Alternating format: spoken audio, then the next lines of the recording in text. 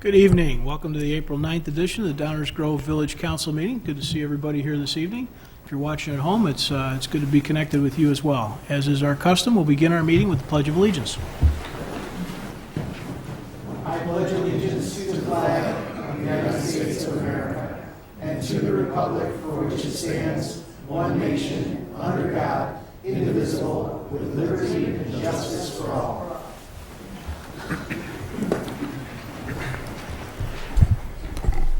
Rosa, would you please call the roll? Mayor Barnett, Here. Commissioner Jose, Commissioner Sadowski-Fugit, Here. Commissioner Gilmartin, Here. Commissioner Glover, Here. Commissioner Tully, Commissioner Davenport. Here. Welcome, you guys. Good to see you. We have a couple of commissioners, as you can see, that are out on business this week. We'll look forward to seeing them again next week. Item 3 on our agenda, a proclamation this evening. This celebrates Telecommunicators Week. What are telecommunicators? Think 911 dispatcher. Best way to describe it.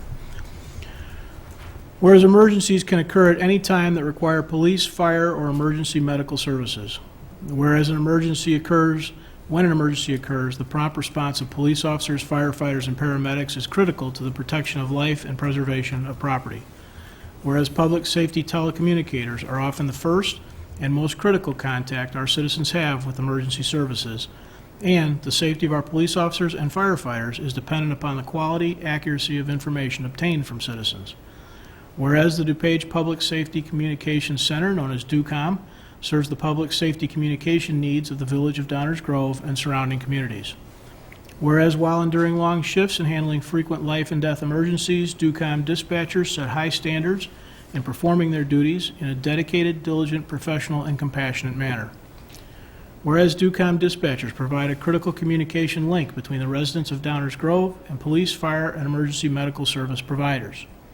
Whereas DUCOM dispatchers efficiently coordinate emergency services to ensure the health and safety of our residents, visitors, and travelers in our cities, towns, and villages, and on our highways 24 hours a day, 7 days a week.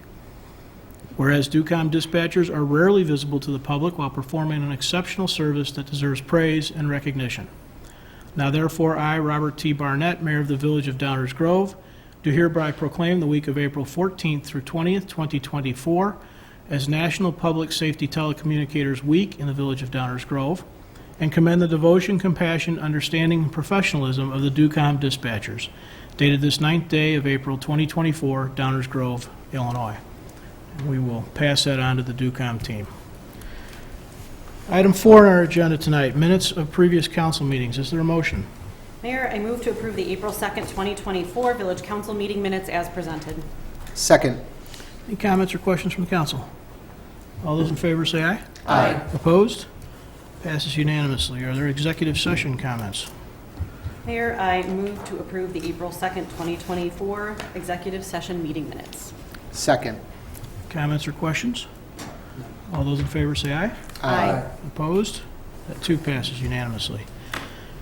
Item 5 on our agenda, this is the public comments portion of the meeting. This is the portion of the meeting where we take comment on items not on tonight's agenda. I've got a couple of comments I want to read in preparation for that. They'll apply here and later in the meeting. So bear with me and please listen up for a second. At several points during this meeting, there's opportunities for public comments. It's about to be one of those. Public comments portions of our agenda are important and valued parts of each council meeting. There is an additional opportunity for input not specific to an agenda, active or first reading agenda topic. That's what we're about to do under this public comments portion of our agenda. Council sessions are not open debates. Those that follow our meetings will recognize this council allows extended commentary and input from the public and seldom, if ever, cuts anyone off. Beyond tonight's meeting, there are a variety of additional opportunities to engage council members, including our e-remark system, the CRC system, Coffee with the Council, which is happening this upcoming week, direct email, and by phone. Every one of your council members spends time in person, off this dais, making themselves available to residents and businesses across our community. Those one-on-one conversations are often the most valuable. Your council is listening or taking notes, considering what is said, but please know that often some time is needed to reflect on the comments presented to us. If you plan to speak this evening, please keep the following in mind when you come to the podium. Please state your name for the record. Address your comments to me as the chair of the meeting. Keep your comments to 5 minutes or less. Avoid repeating what others have already said.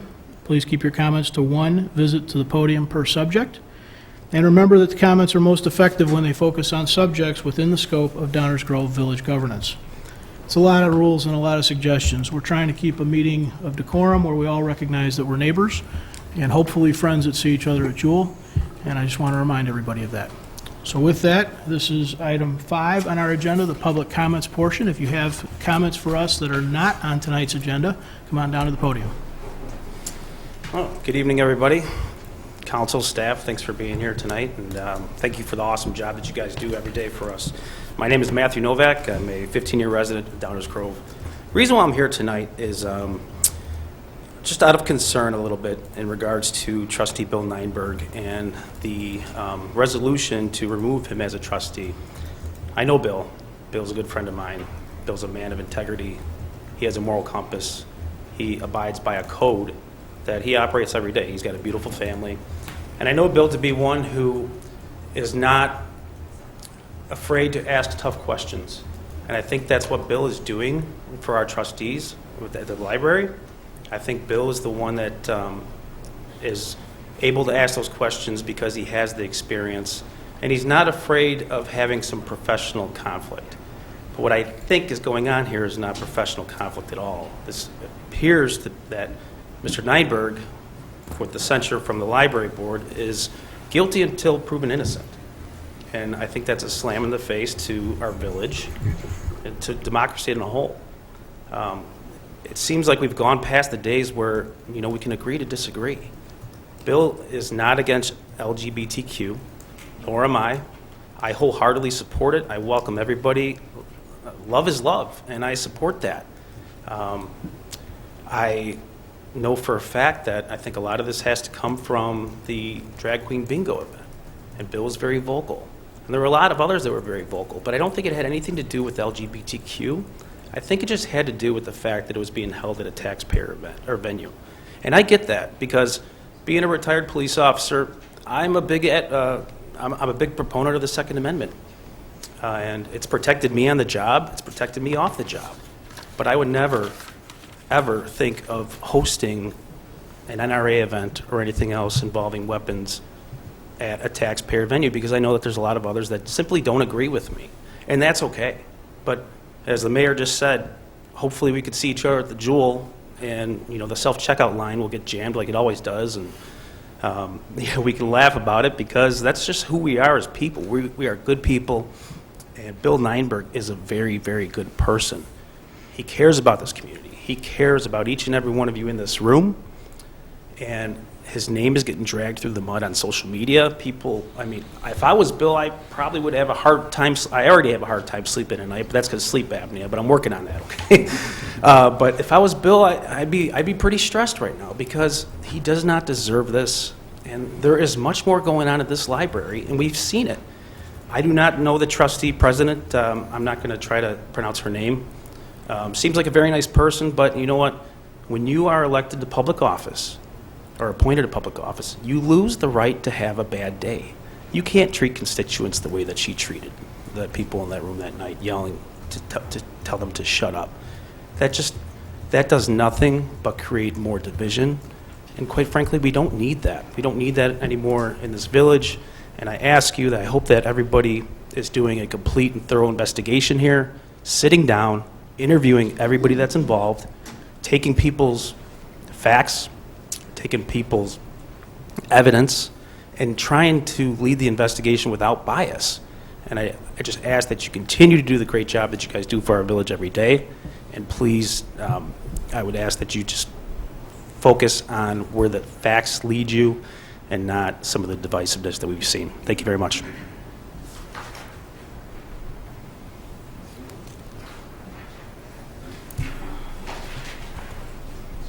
I had no intentions on speaking about Bill Nienberg tonight, but I was there at the library meeting. Can you give us your name? Forrest Moberg. Yeah, I was there at the meeting. I watched the televised broadcast on YouTube. I saw few people saying, we got Proud Boys here and stuff. There was one, I talked to him, and it sounded like he was more of just like a concerned father about kind of the programming that's going into the children's section of the library. But ultimately, I'm here in defense of our first responders, and I don't think that they should have to be dealing with those kinds of things. I think this is a freedom of speech matter.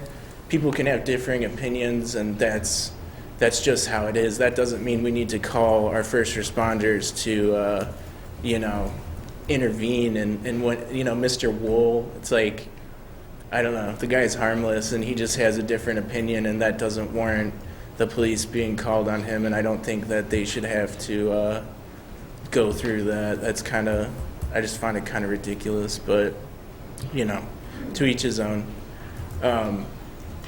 That's all I really have to say about it, but I don't know. I just didn't like what went down there that night, and I don't think that should be put upon our first responders for someone having a difference of free speech. That is all. Thank you.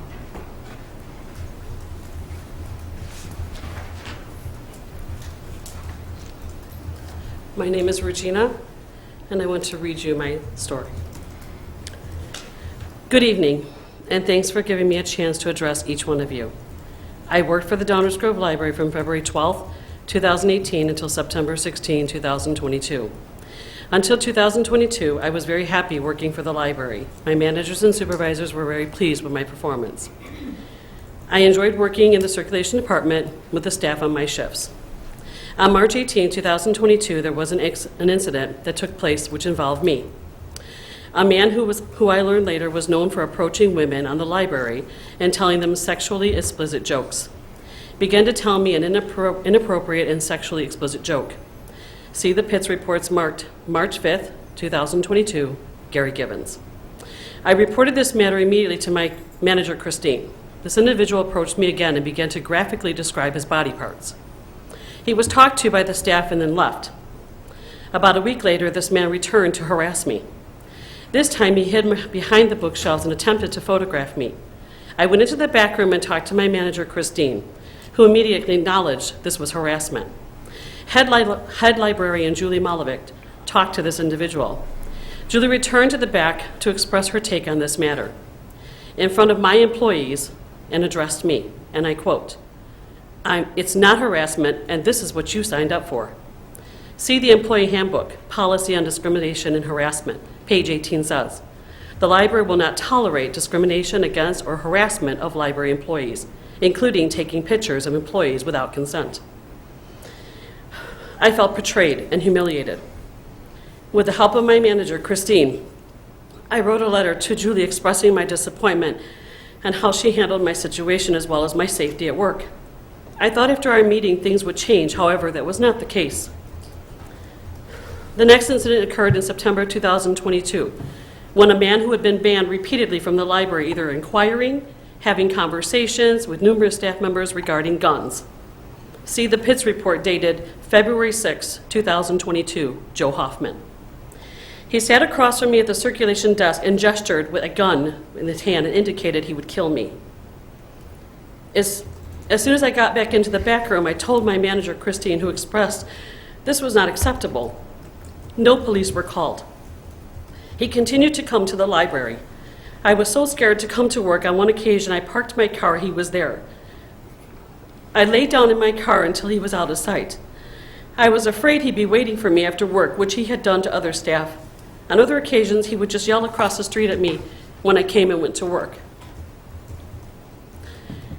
He followed me to the train station during my rack at the track duties. I did tell my manager, Christine, all these events, and even stopped going to rack at the track out of fear. At the 2022 Staff in Service Day, Mr. Bill Buds gave a presentation on active shooter situations. At his presentation, Mr. Buds asked if anyone had any questions or concern, he would be available to talk to them. So I did. I wanted to know if the police could be involved when the behavior of patrons rises to the level of illegal activity. I also asked, number one, threaten to kill staff, harm staff, or patrons. Was that illegal? Would there be active shooter training for the library? If so, why hasn't it been done? I also asked that the police would send ban letters to patrons instead of the staff. On September 6, 2021, I attended a village council meeting and approached a village council member, first asking to please remain anonymous. Expressing my concerns once again about the library's approach to safety, he listened and said he would look into the matter. On September 13, 2022, I was brought into the office by my manager, Christine, and given a letter of employment improvement plan, which included coming in once a week to go over my goals for 3 months. I was humiliated. The nature of this plan was nothing short of workplace retaliation, because I had expressed my safety concerns to Bill Buds and a village council member. Both Ian and Julie felt betrayed and undermined. I loved the library and never intended to leave, but I was so devastated. Not only I had been threatened and harassed, but now I was being put on an employment improvement plan for talking about and expressing my fears and safety concerns. I knew I could no longer work here where workplace retaliation was active. I know I don't stand alone in my feelings. Other staff do feel the same, but cannot express their concerns, and now I know why. This has been extremely devastating to me, having to resign out of fear and workplace retaliation. Thank you for your time.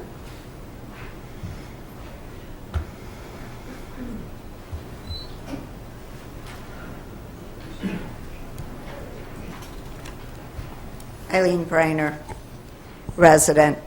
Good evening. Removing a library trustee is a very serious action and requires serious offense to qualify. The library board has failed to present even a weak attempt at being serious here. This is just a witch hunt to remove someone who's getting a bit too close to uncovering some uncomfortable truths about the library. The first offense noted is regarding a comment on X social media site.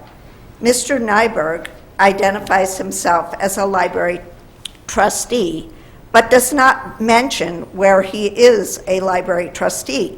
His profile does not even identify himself as a Downers Grove resident, an Illinois resident, or a U.S. citizen. He could be a library trustee from another country. Exercising his free speech is not an offense. His second alleged offense was an attempt to send a draft document to a resident. No bylaws even cited for this offense. The document was not marked confidential. The resolution even goes so far as to say it was presumed to be confidential. Being confidential and being presumed to be confidential are two different things. To be serious, the document needed to be marked confidential in order for this to be a violation. It was not marked confidential. Again, this is just a witch hunt. This was not an offense, much less a serious offense. So we have two non-offenses being presented as the case against Mr. Nyberg. The Village Council must reject this witch hunt. The Library Board is a place to control the director, Julie Milovic, not the other way around. Consensus is not a requirement for board votes, and I would hope that board members do have differing ideas. The library likes to espouse great fervor for diversity, unless it's diversity of thought, and of that, there is no capacity. Conform or else you'll be removed. That's the message here. Mr. Nyberg's offense is representing a diverse viewpoint. Downers Grove must have diversity of thought on this board. I ask the Village Council to retain Mr. Nyberg and appoint another conservative for the next vacancies until we have a balance of 3-3 on the board. Thank you.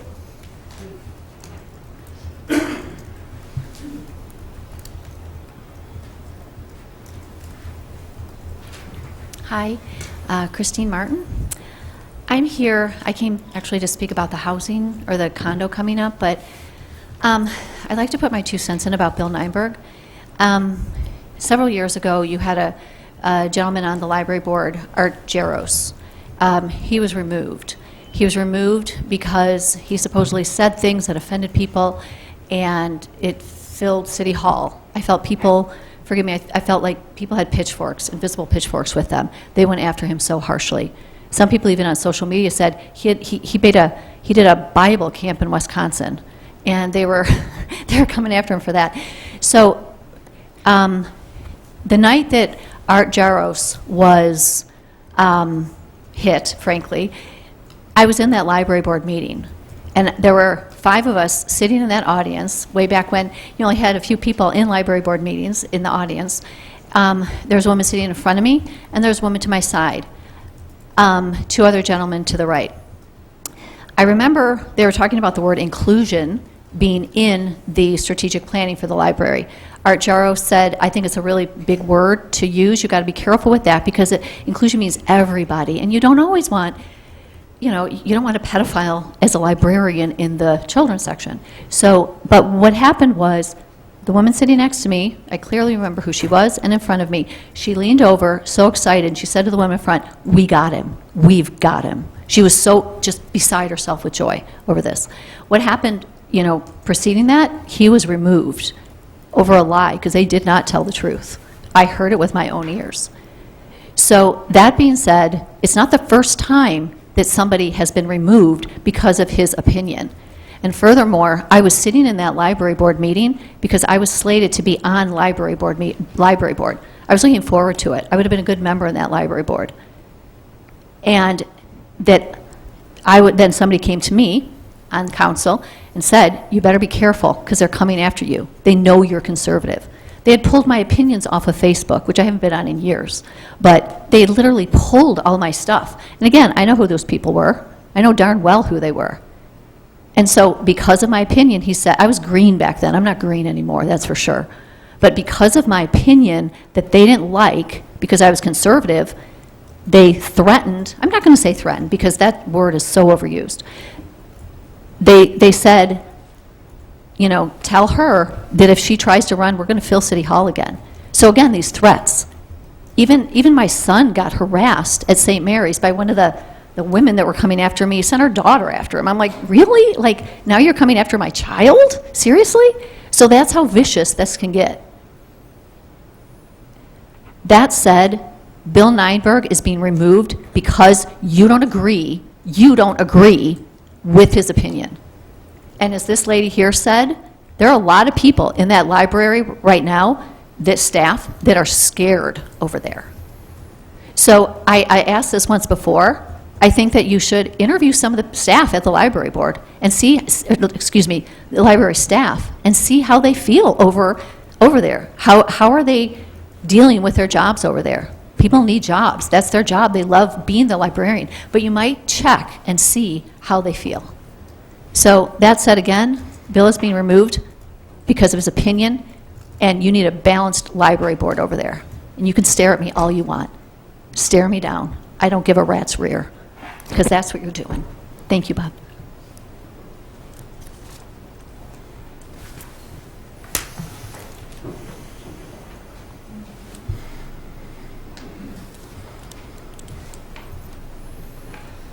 Good evening, Mayor, Commissioners, village staff.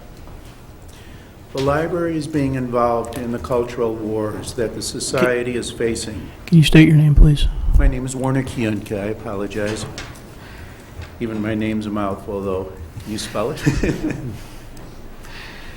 And with these culture wars, I just want to give a little bit of history, what we've been involved with the library for the past year and a half, because that's when I actually got involved. And the question is, did we just listen to what we said? In 1954, President Eisenhower added "one nation under God, indivisible," to the phrase "with liberty and justice for all," unto the Pledge of Allegiance.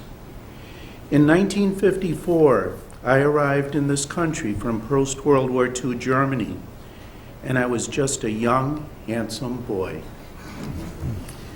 Do we want to go back to that time? Jim Crow, with its segregation, was at its height. Many of the rights that women have today were not even imagined. It was a white, male-dominated culture. It was all right to discriminate on the basis of race, sex, national origin, or disability.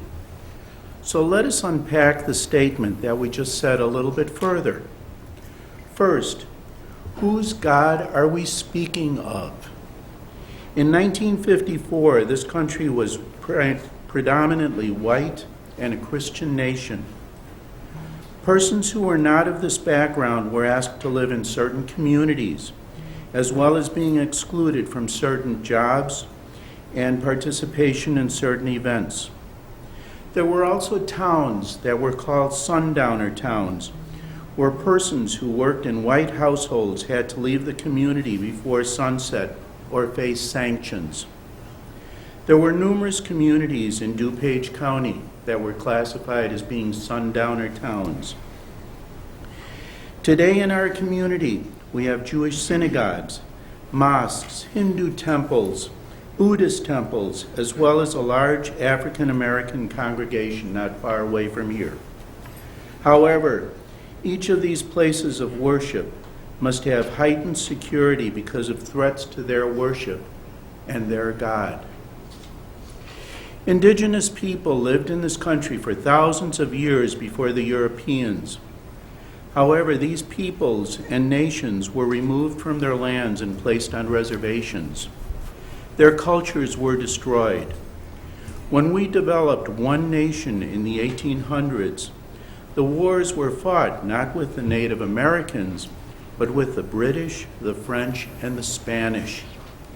These nationalities were not indigenous to the United States. This is our history that must be acknowledged. Acknowledgement is the first step towards healing, but there are those who want to take us back to 1954. I know that I don't want to go back to that time, even though I was a cute child. Today, our institutions, such as schools and libraries, are under attack. Our culture is under attack for the term diversity, equity, and inclusion, even though we are a very diverse country. Our history is under attack, and the attempt is made to remove history books from the shelves of libraries and schools. The goal is to establish an ideal that has never existed in this country. There have been groups that have come before this council to make a stance known. I myself am one of those people. But some of these groups have gone to schools and libraries and have been quite vocal and sometimes even abusive. There have been meetings where outside extremist groups were involved. There have been threats made to members of boards and staff. There have been meetings where the police was called. So I come to you tonight with a question for the council of who do we as a community of Downers Grove represent? How well do we represent those who do not look like us? How well do we support our institutions? In support of our library and its excellent programs, I would request that we approve the unanimous recommendation of the board to remove one of its board members who wants to take us back to 1954. This board is a diverse board. The library has won numerous awards, and if it is an autonomous board, the council needs to approve the recommendation and not be swayed by those groups that do not want to move this community forward. In addition, I would like to ask the council to develop further programs and events that include non-European heritages as well as non-European religions. I would be willing to work with the council to significantly enhance the diversity in this community in welcoming persons who do not look like me. Thank you.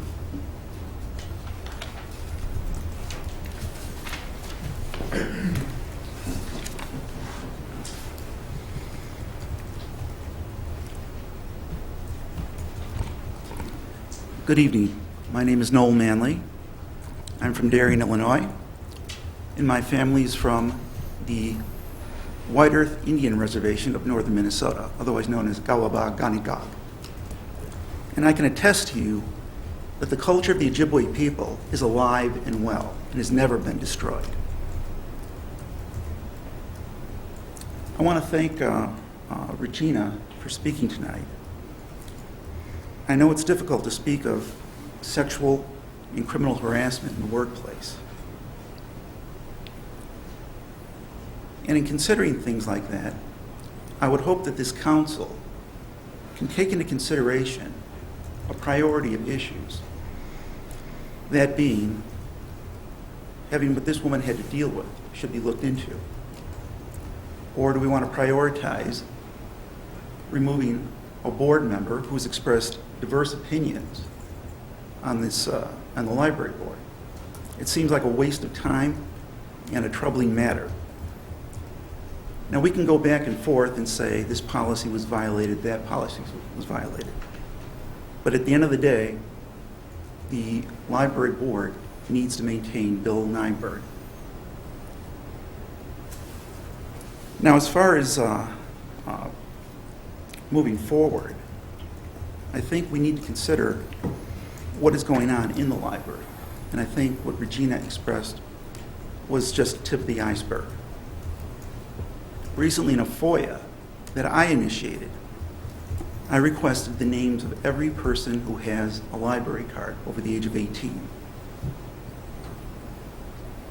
And the board granted it, in violation of the Illinois Library Records Confidentiality Act. I ask you to consider that, and yet Bill Nyberg is standing here for removal. So please, give him every due consideration, show him some due process, and do the right thing. Thank you.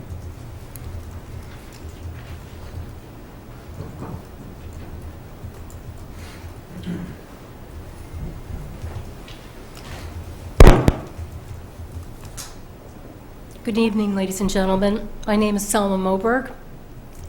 I wanted to say thank you for sharing your story and all the other speakers this evening. Not an easy story to share. But I am here in regards to 902 Maple. Hey, Selma. This portion, we're going to get to that, and there's going to be a whole nother round of these public comments. Okay, So just hang tight on that. This portion we're in right now is for stuff not on the agenda. perfect. Don't go Thank you. anywhere.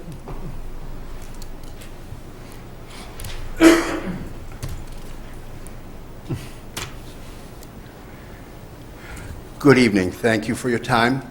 I'm Scott Melrose, resident. Mr. Mayor and Council, I would like to address a question that was just raised by another person on what God we're talking about here in the Pledge of Allegiance. And I refer to the Declaration of Independence. The second paragraph begins, "We hold these truths to be self-evident, that all men are created equal, that they are endowed by their Creator with certain unalienable rights. Among these are life, liberty, and the pursuit of happiness." And also remind everybody that I'm hearing some disparagement of Christianity in particular. I would remind everybody that the fight to end slavery was led over many decades by Christians, primarily Christians.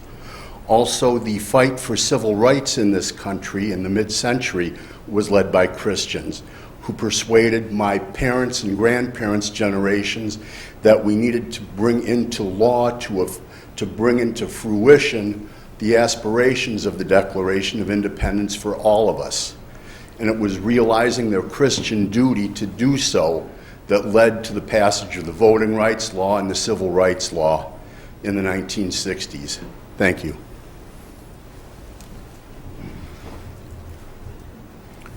Hey, before anybody else goes, hang on, Ed. I'm going to take one opportunity here. We've got a long night ahead of us where I'm sure there's going to be a lot of comments, and we're up for that. But one of the things we want this to be, and it is very much on purpose and very much by design, is this group listening to the input from you guys, okay? Why I'm bringing that up right now is because what it can't turn into is a back and forth debate, either here or out there either. So if something sparks an idea, it's precious few times in the last 5 years I've ever really shut anybody down. I'm not really interested in starting tonight. But please remember that the point of the meeting is for you guys to give us your thoughts on whatever subjects they are, and then us to consider those, okay? So just keep that in mind. And I think you were coming up, Ed. Go ahead.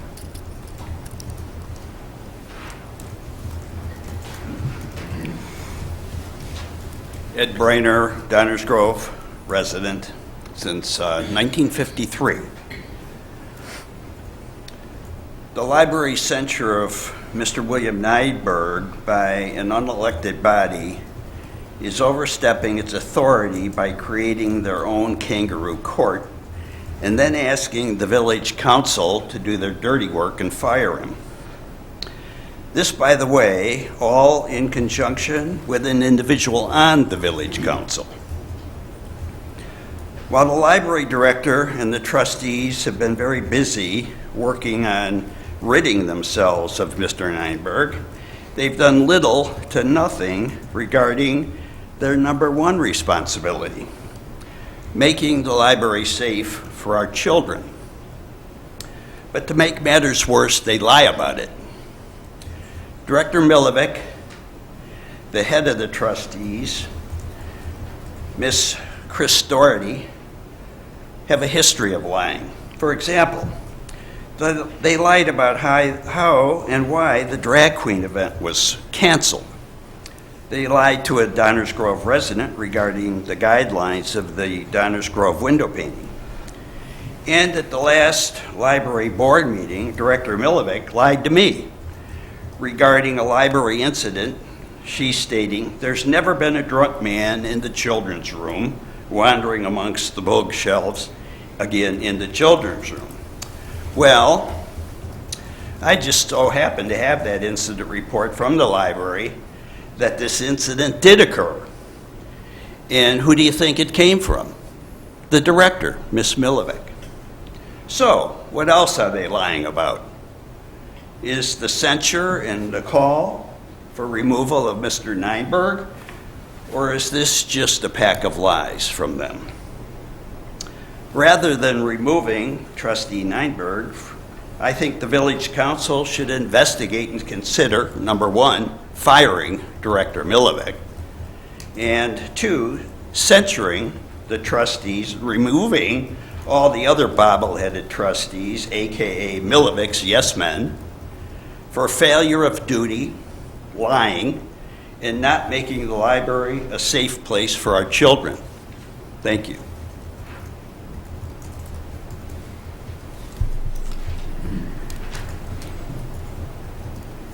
Anyone else, subjects not on tonight's agenda?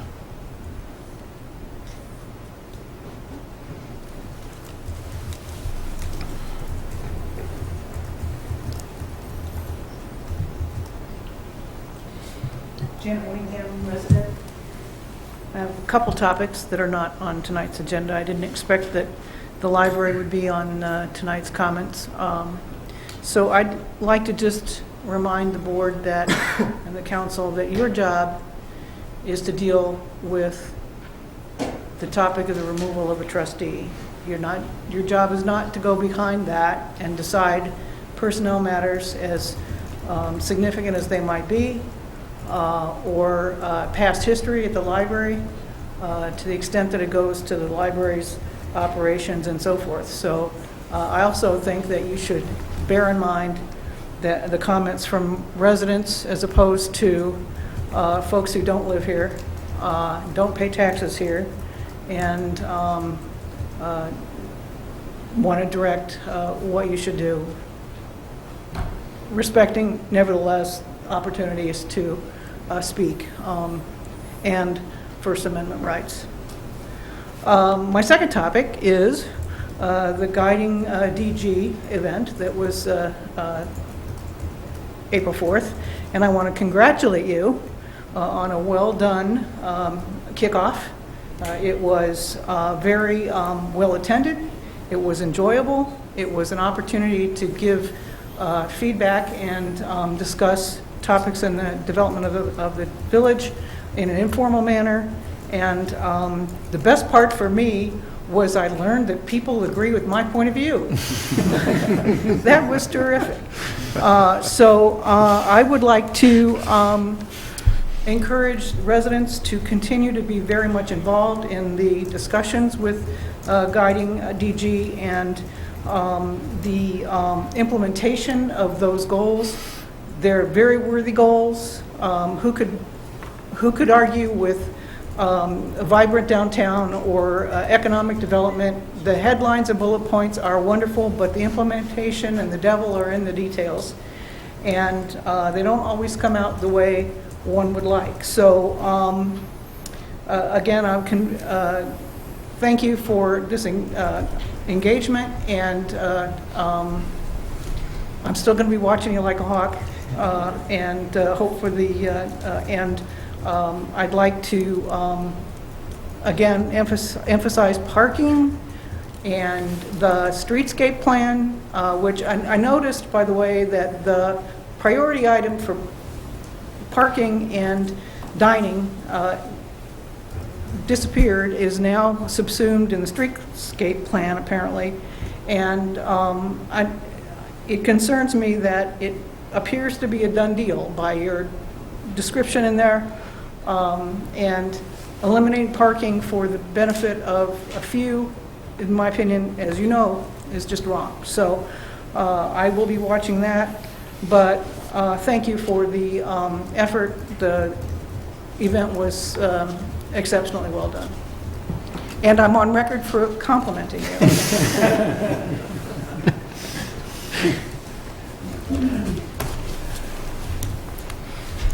Anyone else, subjects not on tonight's agenda? Okay, as I mentioned before, subjects that are on the agenda, we will have similar opportunities when we get to those. Item 6 is our consent agenda. Is there a motion concerning the consent agenda? Mayor, I move to adopt the consent agenda as presented. Second. All those in favor say aye. Aye. Opposed? Passes unanimously. Item 7 is our active agenda. This is the portion of the meeting where we take up a subject on which we plan to take action tonight. This is a subject that would have been discussed at least once, sometimes several times before.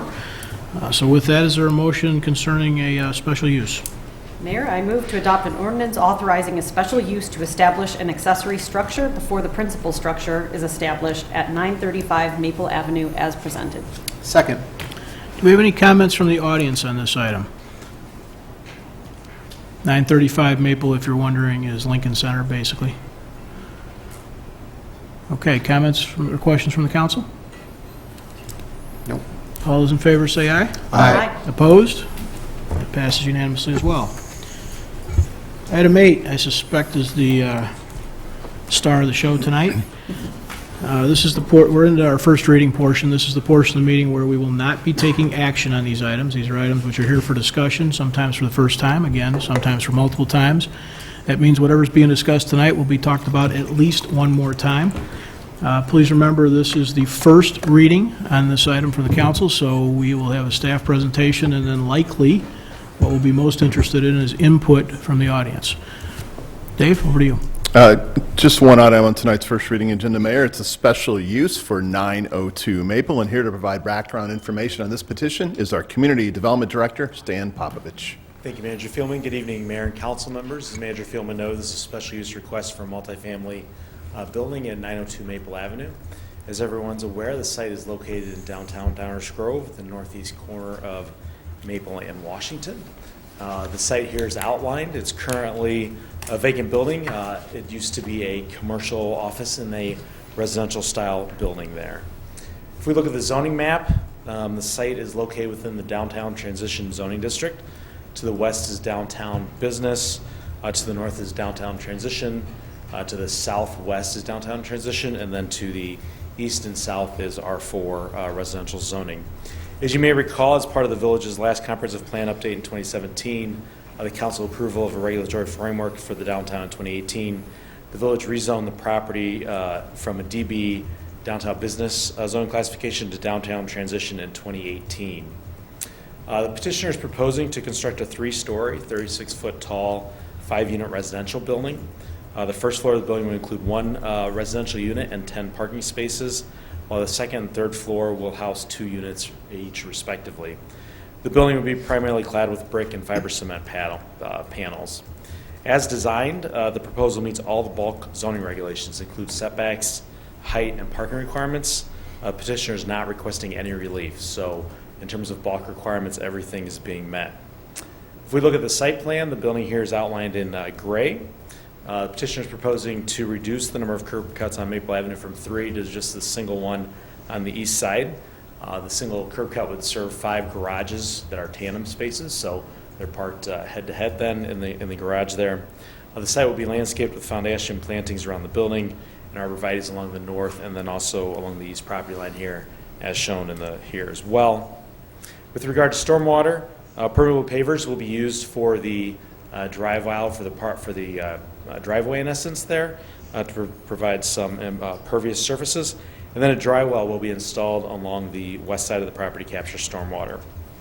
When comparing the previous use of the building versus the proposed residential use, the petitioners reviewed the Institute of Transportation Engineer data and found that the office uses generate more traffic than residential uses during peak PM periods, so traffic in the peak periods would go down, according to their study. The comprehensive plan notes a couple different locations. In the comprehensive plan, it talks about these type of developments. It encourages transit-oriented development in multifamily residential near activity centers, such as the downtown. Additionally, this property is part of the downtown focus area. It notes development should be pedestrian-oriented and walkable, provide a sense of enclosure with appropriate building heights, provide quality architecture, and provide a mix of land uses in the area. As you may recall, the 2017-2018, when the downtown underwent a significant amount of study through the comprehensive plan approval, this property was one of the 66 properties that was rezoned. And as part of that downtown comprehensive plan, it noted that this area was a downtown transitional functional sub-area in the plan. It noted that there should be smaller buildings in this area compared to the core and the edge. If you remember, in our core, we're a little shorter. On the edge, we're a little taller, and then we come back down to the residential. So we're here in the transition area coming back down. We look at denser development compared to surrounding neighborhoods. Respectful of building height. That's why in this zoning district, the height is set at 36 feet. And it does note in this area that you should provide a front and side yard setbacks as well. So we're not building to property lines like across the street on the west side of Washington there. With regard to the design guidelines, so the design guidelines are applicable to those properties in the downtown. Design guidelines do not dictate architectural styles, so we do not require it be a prairie building, a Victorian building, a modernist building, or a cubist building. We're just looking really at building components and site design as well. So there's site design really comes into this play in terms of the landscaping, the setbacks, the front yards, and open space there. There's also a connection directly from the front entrance to the Maple Avenue sidewalk.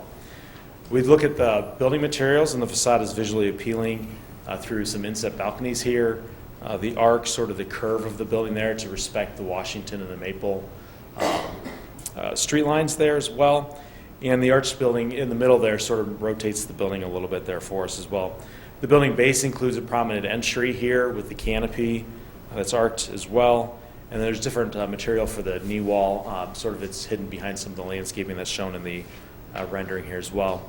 Building materials in the building middle include windows that are in rhythm with the base, and includes a clear differentiation between the base in the middle and the top there with the horizontal banding as well. And then, again, the materials are brick and fiber cement board, which we see throughout downtown and the community as well. The Plan Commission considered the petition at the March 4th meeting and did not recommend approval of the petition. The Plan Commission members that voted against the request noted their concerns with the architectural style, the traffic, and the lack of neighborhood participation prior to the Plan Commission's meeting. As I just highlighted, the proposal meets the village's downtown design guidelines, as they do not dictate a specific style, they look more at building components. The petitioner's traffic memo noted that during peak hours it would generate less traffic than an office at that location. And it should be noted that special uses requests like this do not require a neighborhood meeting prior to a public hearing, nor do the design guidelines either. So there's no neighborhood meeting required. A special use is a legislative finding that the use is in harmony with the general zoning and will not adversely affect the neighborhood. Special uses are uses that are permitted in the zoning district as they are generally appropriate for the area, but may require special regulation because of the unique or unusual impacts associated with them. And to deny a special use, the use would need to have adverse effects above and beyond those that are inherently associated with the special use, irrespective of its location within the subject zoning district. Staff recommends the approval of this petition and believes that those standards have been met. Petitioner is here as well to answer any questions, and Mayor, I'm happy to answer any questions that you or the Village Council may have tonight for me. Thank you. Thank you, Stan. I want to start with public comments. And so what we're, as I described before, what we're interested in tonight is hearing from you. It's not a debate. We're not sorting this out this evening. We're learning and taking input. So if you've got some public input, hang on 1 second and give that. Before we do that, does the petitioner have anything they want to say in particular? I do not believe they provided a presentation, but I believe they're here Beyond for your, answers. okay, all right. So public input, if we've got some, come on down to the podium, give us your name, think about 5 minutes, think about not repeating, tell us what's on your mind.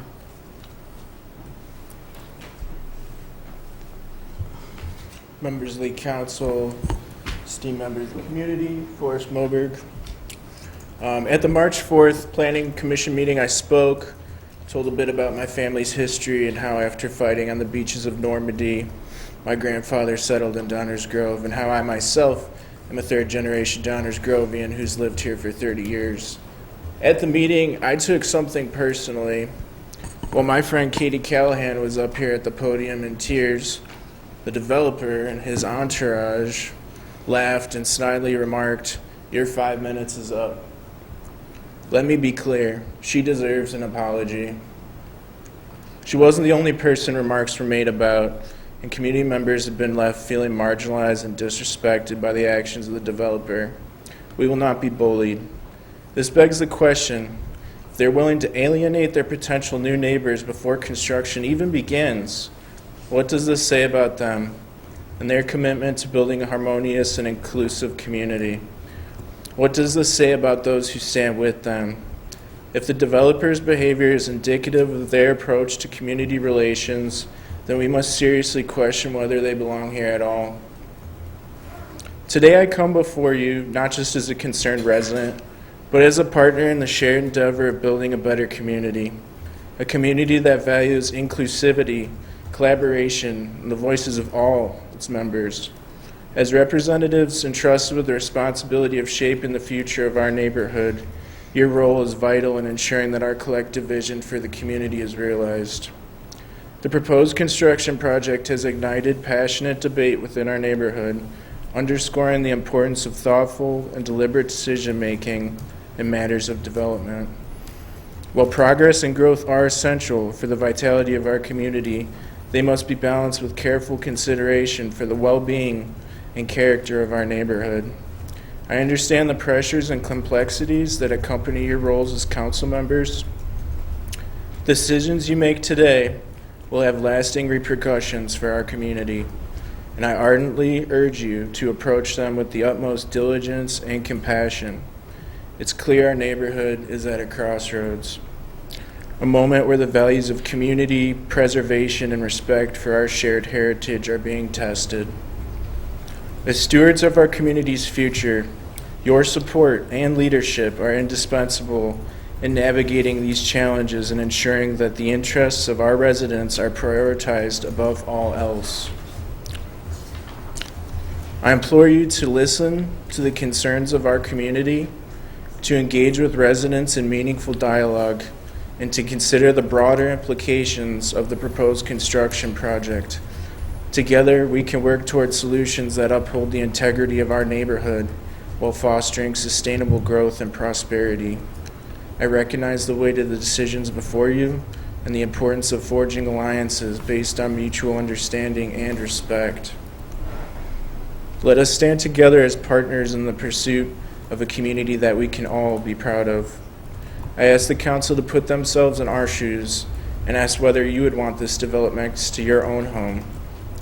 A vote against it would not only honor the unanimous voice of our community, but also ensure resting easy knowing you've acted in support of our collective well-being.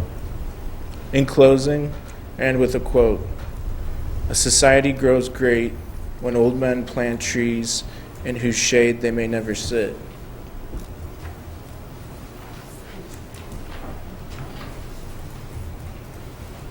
Mr. Mayor and Council, my name is Al Damanskas. I'm the attorney for Aaron Holdings, the proposed developer here. I did not intend to speak unless there were questions, but the opening comment was that we somehow laughed at or were bullying or anything else. I don't recall any of that. I did not do any of that. I don't believe my clients did any of that. And I, in fact, remained after the meeting till after 10 o'clock to speak with residents about their concerns about traffic, about construction, about architectural style, and so forth.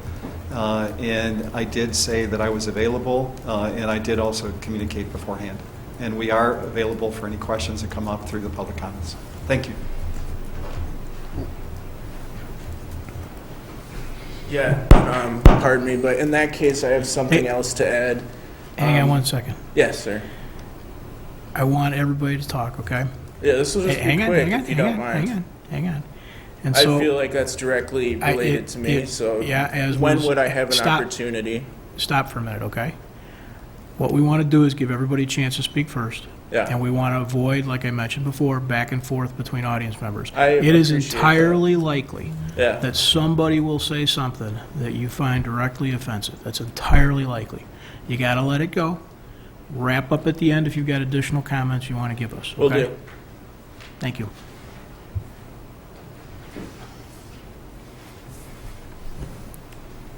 Back again. My name is Selma Moberg. This is my son. I heard those comments. I was here that night. I heard snide remarks against Katie when she came up to speak. So it was said, and there were rude comments said. It was a long night, but I'm specifically here in regards to 902 Maple. And so I've written a few things down. In your pamphlet, Mayor, you wrote, in your pamphlet, you commented about looking forward to the future of the community to ensure value and viability. And viability is defined as the ability to work successfully. It's a great opportunity to be part of shaping our village through your input and ideas. It will take a lot of work from all of us, village council, staff, consultants, and most importantly, input from you.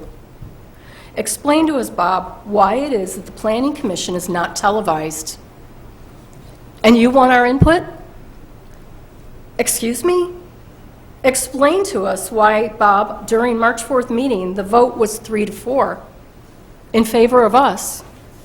Yet when I filed for the FOIA regarding the minutes, it read right here, the meeting was adjourned upon a motion by two commissioners, a voice vote behind closed doors, and the motion passed unanimously. That's not what we got here in the audience. We won, and they went behind closed doors. I believe that is shady. It's ultimately shady. You as the mayor and committees are in charge. You talk about, excuse me, the comprehensive plan. In 2017, not everybody has a chance to get up and follow everything that's going on in town. I myself personally was taking care of my dying husband, who eventually died. I didn't have time to pay attention to this. That's your job.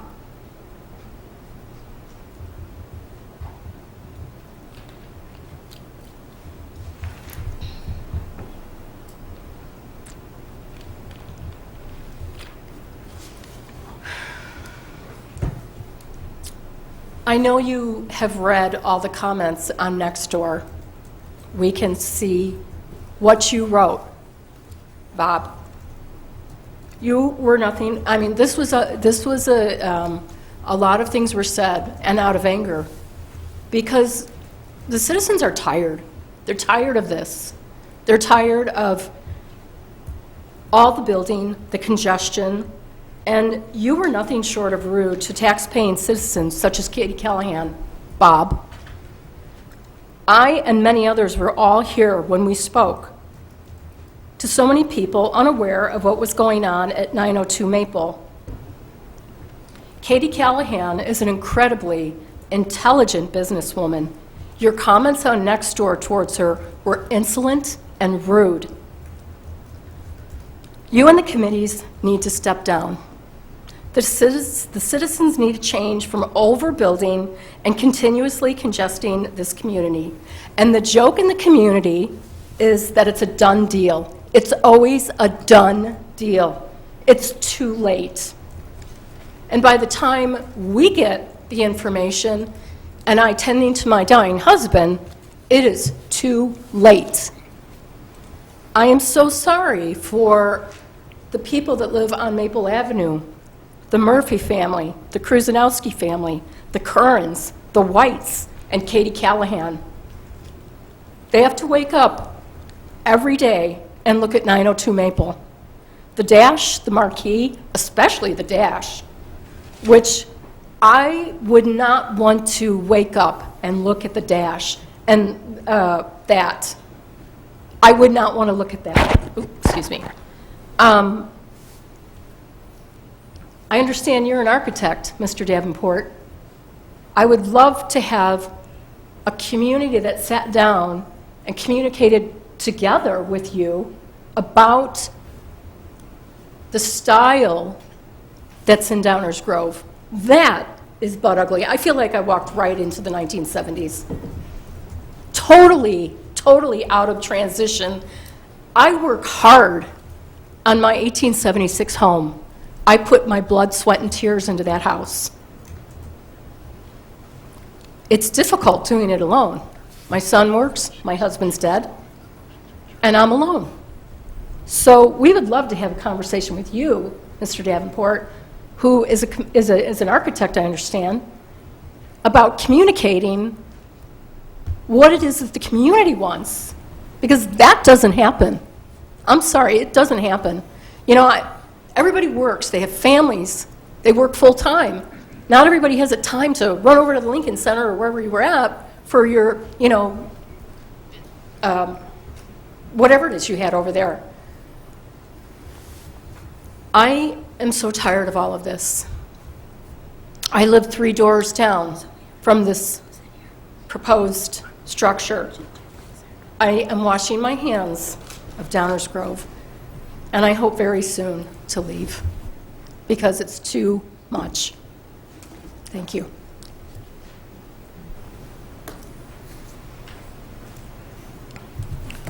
One of the challenges we have up here is keeping records straight and clear, because we're establishing one as we all speak. And so we'll certainly look into whatever it is that Selma was talking about. But to be clear, the motion concerning this from the Plan Commission was published last Friday. It's published in our records up here. It does not suggest a unanimous decision. It suggests a 4-3. I suspect the motion that was in question probably had to do with adjournment of the meeting. I don't know that, but we will sort it out. Just please know that the information we are dealing with up here suggests a 4-3 decision against this development by the Plan Commission. Go ahead. No, you, sorry. Sorry, Chuck, you. Okay. Hi, Charlotte Holtzen, and we've lived here 36 years, and I wasn't sure if I was going to speak tonight, but after listening to everything, as always goes, and the village presents their traffic studies and all the other stuff, it's like, those don't hold water with me. I live on Carpenter Street in a landmarked house at what would be a 4-way corner if Grove Street went on through. It's the Purple Victorian, and just recently the village put up 2 more stop signs, so in theory that's a 3-way stop sign. But before all of the other building happened that nobody was really thrilled about, you could find parking places on Grove. Nobody used to park on Grove until all the building started. Now you can't find parking places on Grove during the day. And there never used to be a need to have 2 more stop signs there. And not one of the people that lives right there were consulted about those other 2 stop signs. But the traffic has gotten so bad on Carpenter that the village, because of complaints from other people that they couldn't cross the street, decided they needed to put 2 more stop signs in, which I'll let you know nobody stops for, and we have a camera there. And I've almost gotten hit a couple of times. So I don't understand. I mean, it's worked out better than I thought, but I think to the point, all the traffic studies that were done are a bunch of bull hockey because it has increased traffic. The foot traffic, it's kind of nice to see everybody out walking their dogs. It's changed that part. But the traffic, Carpenter has been insane since we moved here. We moved here before 355 was open. The traffic used to back up going south in the evenings from the stop sign at Maple and Carpenter past the parking lot for the Lutheran Church on a regular basis. And I remember calling the village and they're like, oh, it'll get much better after 355 opens. It did, but that only lasted for so long. And all this building, there's so much more traffic on Carpenter Street. And I'm not sure why we have speed limit signs, because nobody goes the speed limit on Carpenter. It's 25 miles per hour. And, you know, if there is a need to add more stop signs there, why is that? Because there's more traffic. And there's more traffic because there's more people living downtown. And so the traffic studies, I drive through that intersection all the time. I volunteer at the library. It's a busy intersection now. My insurance agent used to be in that building, which used to be a beautiful single-family home. So the preservationist in me is terribly sad that it's going to be torn down. But I have a difficult time believing it's not going to impact traffic because I know how difficult it was to get in and out of that parking lot when my insurance agent was there. So I can't believe this adding this many more people there isn't going to impact the traffic. So as far as that part of it goes, I'm sorry, your studies don't really mean anything to me because I've seen what's happened in my own neighborhood, which is on the other side. And if you want to get a better visual of that, you can come during the day and sit on my front porch. You can come on an evening when there's stuff going on down at Fischel.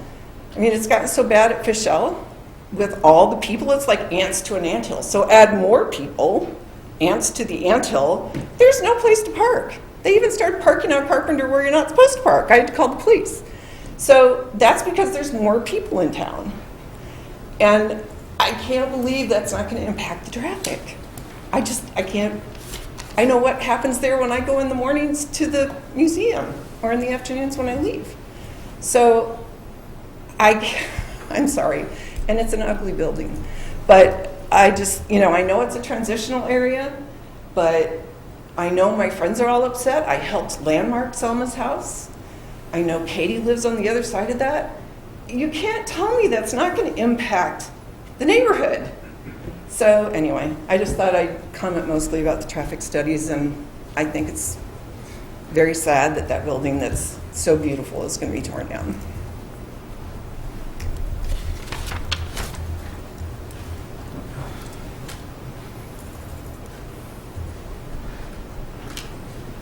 Hello, I'm John Miller.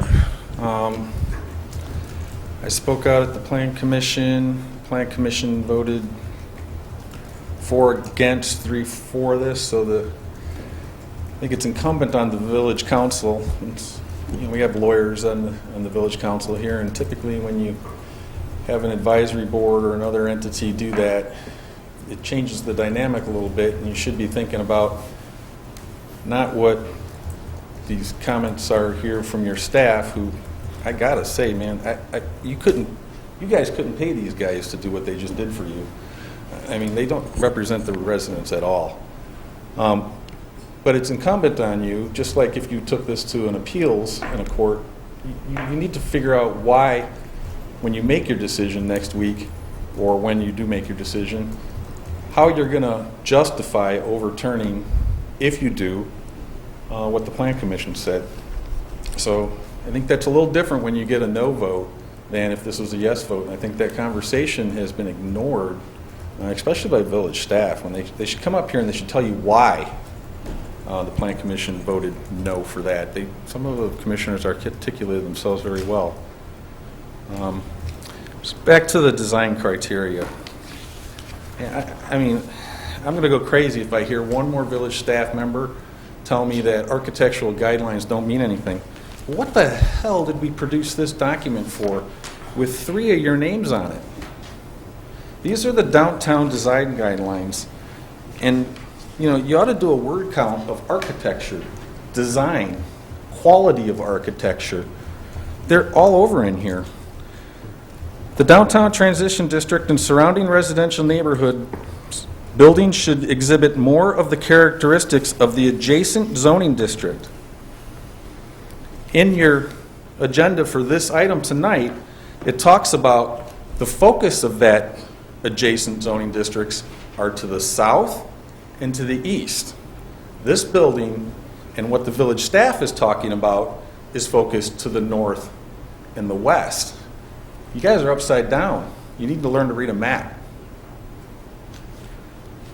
That's in your design guidelines.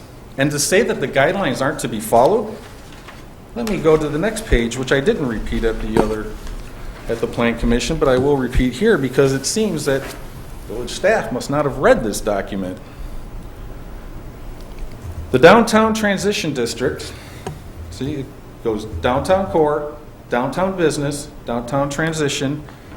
The downtown transition district guidelines are to accommodate and promote transition land uses and development patterns between the downtown core or downtown business districts and nearby low-density residential areas. The guidelines are to help prevent intensive downtown development from encroaching into the stable residential areas. I circled this because I'm going to directly contradict what you just said. The guidelines apply only to non-single family, multifamily. The guidelines apply only to non-single family residential uses within the downtown transition district. So I constantly got to hear village staff tell me that we don't look at objective things like architecture. It says all over in this document about architecture and design. And then it underlines, you even underlined it, the guidelines apply to non-single family residential uses, i.e., let's read that, the guidelines apply only to multifamily residential uses within the downtown transition district. Yet they keep coming up here and say these guidelines don't apply. Why did you put it in the document? They sure as hell do apply. People are irritated because we hear, well, they don't have to meet with the residents. Nobody has to meet with the residents. How many hours did staff meet with the developer? I'd be glad to sit down with anybody from the village. I'll take you out for coffee. We'll go to Pete's or Starbucks downtown. And let's talk about the guidelines. Let's talk about this development. We say we can't use, guidelines that everybody thinks differently. Well, some of your justification was it would increase the residential values. Nowhere was a study done to say that was. That sounds like something kind of fluffy that we can't judge it on. We say it is for the betterment of the community and health and welfare. What? That sounds kind of fluffy. I mean, the one thing you guys are discounting is the one thing that you can say is looking up and down Maple Avenue, and now's the history lesson, that is the oldest dedicated street in Downers Grove. That was a Native American trail. That was the first street in Downers Grove, followed by Washington. So yeah, the area does require and should and deserves some special attention. Some of the oldest buildings in town are along that road. It's the first area of town that was incorporated. And it's the only street, Maple Avenue, is the only street where two houses have been protected as historic museums. The two Blodgett houses, the museum campus there. So to discount that, you have the oldest church in Downers Grove there, one of the oldest churches in the county. 1851, the original building was built, which is still there. And there's no consideration. People aren't necessarily talking about, especially at the Plan Commission, I noticed a lot of the people that talked about it last time aren't here because they probably don't know this exists, weren't necessarily against multifamily. We understand that it'll be there. I do. Everybody's got their opinion, but I kind of always been resigned that this would be changed over. The problem is you're not following your own design guidelines. April 4th, you sit over there and talk, well, what do you want the village to look like? 2017, what do you want the village to look like? In the late 90s, I sat with the Lakota group, and I sat over here with Mayor Betty Cheever talking about the transitional districts. They weren't called that then. They were put in place later because it wasn't quite working. But it was always the intent for these transitional areas to look more like the townhouses on Gilbert and less like the warehouse of Chicago common brick. And as an architect, Chicago... Hey, John. Hey, John. John, two things. First of all, you're at time, so find a way to wrap. And secondly, you stay gave focused these guys like 20 minutes to talk. Hey, John, I literally keep every single time on here, start and end. Okay, I don't... Find a way to wrap, and then give everybody else a chance, and if we need to come back, we'll come back. That's what I'm talking about. We can't even have a conversation because it appears some people have already made up their minds. You scolded one of the members here for commenting, but you didn't scold the lawyer for coming up here and commenting what he commented on. I will wrap it up. All throughout here, you talk about architecture. You have 4 pages in this document about why this should be approved, and there's architecture, design, all in here. And you also need to learn how to read a traffic study. All you got to do is pull the multiple listing on that. The traffic study for a commercial building is supposed to be done on net rentable square feet, not gross. So if you did the 2,000 square feet that's net rentable, that means it's 2.4 is what the current use has. The new use is 2.8. So to come up here and say the traffic's going to go down, it actually goes up a half a car. Anybody that's ever built a commercial building or is in commercial real estate knows you don't use gross square footage, you use net rentable. And I do want to compliment Mr. Davenport. He restored a building, a Tudor on that street that looked like it was headed for the scrap heap. And it's beautiful now. It shows that you can incorporate good design and good architecture into a neighborhood and not use Chicago Common on your street facing. Chicago Common was designed for industrial buildings and for the back alleys of residential buildings. Thank you. Clarity remains a challenge, so I'm going to continue to periodically have to inject some. The staff report, which is available to everybody online, it's available here, it's what we are all looking at, suggests that the design guidelines do in fact apply to this development. It suggests that they're met. Now, we can argue whether they're met or not, but staff is not telling us they don't think the guidelines apply. They're saying they apply and that they're met. Please. Glenn Hoffman, resident, 7 years, village council mayor. Thank you for hearing the comments tonight. I'll start off with a thank you for the installation of the school zone between Washington and Main Street on Maple Avenue. My wife and I had petitioned for that for a while. I also made some comments in a joint meeting with the Bike Club. It finally went up and got installed. It's not going to alleviate all the issues there, but we have signage now, so thanks for doing that and listening. Appreciate it. Now back to 902 Maple. Many of the points have already been spoken for by my fellow citizens, but I'd just like to get back to this 4-3 vote in dissent by the Plan Commission. I was at the meeting, and I have the approved minutes here, and the thing that just baffled me was we had a motion failed, 4-3 vote, 4 in dissent. Then there was adjournment of the meeting, and I'm not a rocket scientist, but the meeting was essentially closed, and the public saw the vote, and it was recorded. And I'll read from the minutes that are approved here. The meeting was adjourned upon motion by Commissioner Dimitrison, second by Commissioner Frankovic. A voice vote followed, and the motion passed unanimously. So I'm completely baffled with what the voice vote is or how that mechanism works with the Plan Commission. But to me, on the outside, reading these minutes as a citizen, it just said that they had a public vote, and it was a dissent vote, and then all of a sudden they met and they had a voice vote, and then they passed the motion unanimously, and that's why they're recommending approval of the motion to the council. So maybe somebody can unwind that for me. It's very confusing. It looks kind of backdoor to me. So thank you if you can address that. Guys, I don't know what to tell you. I'm not sure where to go with this. It's a fair question because if that was what was going down, it would be a challenge. So I'm going to Yeah. Before I say something that might not be right, although I think I know, I'm going to allow our staff to weigh in. I don't think we're reading this correctly. Go ahead. The minutes in the packet that are online here connected to this agenda item show the roll call vote on the motion to recommend approval of the development, and it shows 3 yes votes, Patel, and Rickard, and 4 nay votes, Demetrison, Frankovic, Roche, and Boyle. And then it says motion failed by a vote of 3 to 4. That is the vote of recommendation on the actual petition. We've heard commentary on the motion to adjourn the meeting, which was a unanimous vote to adjourn the meeting, which was taken by a voice vote, which means instead of doing a roll call vote where each individual Plan Commission member is called by name and votes, the chair just says all in favor. So the unanimous vote was a motion to adjourn the meeting. The recommendation vote on the petition was 3 ayes, 4 nays, motion failed. So that, I think that's what I described earlier, guys, and I need you to understand that what we are looking at right now is a recommend to deny the special use from the Plan Commission to the Village Council. We now have to decide what to do with that.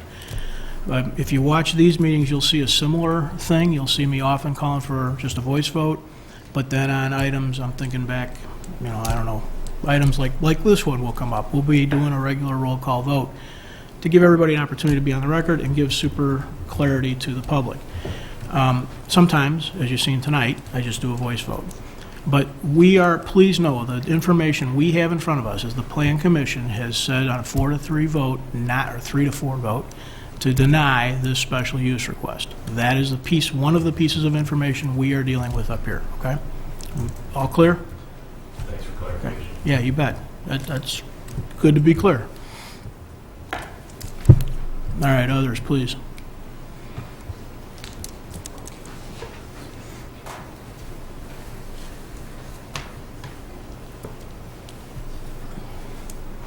Hi, I'm Katie Callahan. I am the neighbor on the north side of the 902 Maple lot, and I'm a first-time homeowner. So I've lived in Downers Grove. I was born in Downers Grove, raised in Downers Grove. And when I heard about the parcel changing into multifamily, I realized it was going to change my sun, the amount of sun I get, the amount of noise day to day, basically no privacy on the back side of that building facing my house and backyard.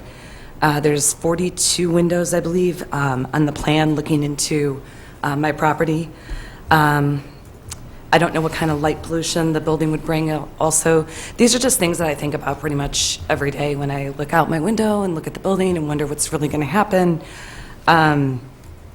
I do know it's going to decrease the value of my property. So I went around and I knocked on doors and stood and talked with neighbors in about a minimum of 50 homes. I had 3 or 4 other people with me on multiple occasions. And most of the people that are in this area had no idea that this was happening. Oh, I saw a sign. What's that sign mean? What is that?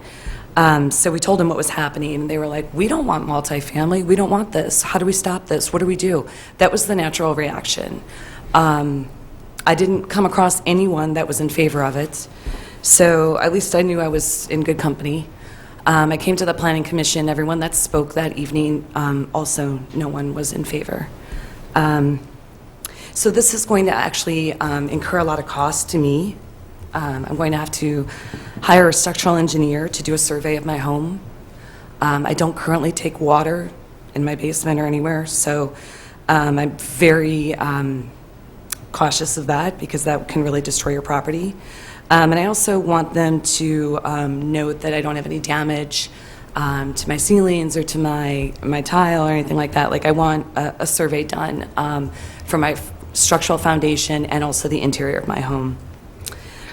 So I also work from home, and I'm just curious as to where I should relocate every day for work.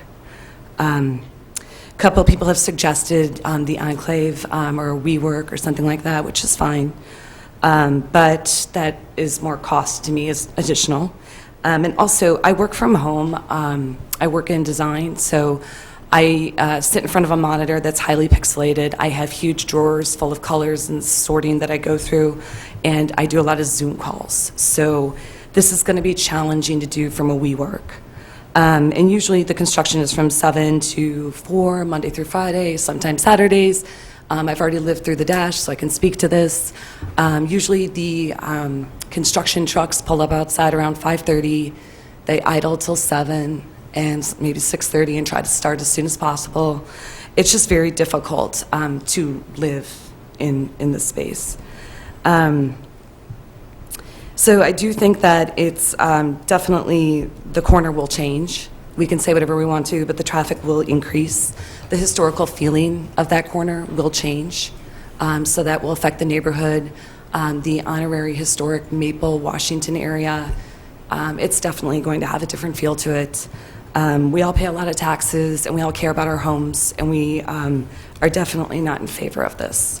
That intersection, I'm not even going to get into. It is highly dangerous. I would suggest no one crosses it unless you're in a car, and even in a car, I would be really careful. But I guess I'm just kind of asking you guys, how am I supposed to live in my home or work in my home? And I do want to address what everyone was saying about no bowling or whatnot. That was at the Planning Commission meeting. I was standing here and I was actually asking about the impervious driveway there and asking how will the recycle or garbage trucks back up, and what kind of noise is this, and is it daily, and how will this work, and how will they fit? And as I was talking, someone on that side of the room said, 5 minutes, you're done. And I was like, okay, well, I guess that's okay to say to people. I think everyone should speak their mind, and everyone has a right to talk in front of everyone. So I would just say, I'm not quite sure I'm supposed to kind of get through 902 Maple. If anybody has any suggestions, or if I should relocate and pay a mortgage on top of it, and just let me know. Thanks.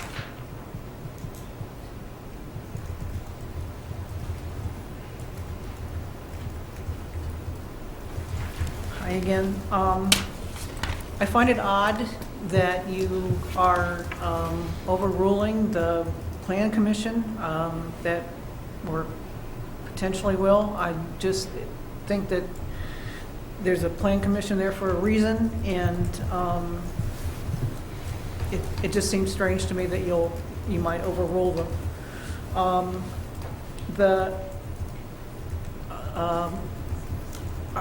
If there are no architectural design guidelines applicable to any part of the town, I think you ought to find some and create some, because the building does not fit into the character of this neighborhood. Somebody else talked about it being a 70s style, which is what jumped out at me as well. The dark exterior is not inviting and doesn't in keeping with the other historic buildings and homes on that block. But I'm also, as always, concerned about parking. It's the parking for two spaces per unit is a whole lot better than 1.4, but there's no place that I can see there for guest parking. Presumably there will be guests. Where will they park? Or overnight family members or what have you. Where, are they going to park in the garage? Which is also being called on to support parking for the entire downtown. And where are the construction workers going to park? They're going to park in the garage. So if this development goes up, and as it goes up, the rest of us are going to, and wherever you are in town, you're going to be inconvenienced because there will be no place to park. And that happened with the other buildings too. The construction workers would park on the first two floors or first floors and take up the spaces the entire day. You look for a place to park to get your hair done, and there's no place to park. So that's my concern. Generally, I don't think it fits, and I think it's underparked because there will be guests and overnight parking. Thank you.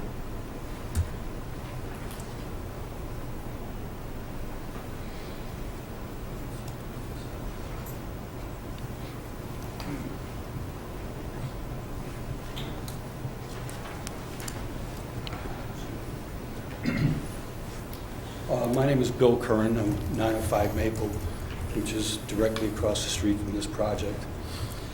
I've been a homeowner here for 37 years, and in that time there's been vast improvements in Downers Grove, and particularly in some of the new homes that have been put up, and the restoration of some of the homes, including mine, the Murphys, Kruzanowskis, the Whites, who are all directly across from this building. I think it's fair to say that most all of the new homes and construction that's gone on in Downers Grove has improved the value of all the other homes around it. That is not going to improve our value. We're going to take a hit because of this.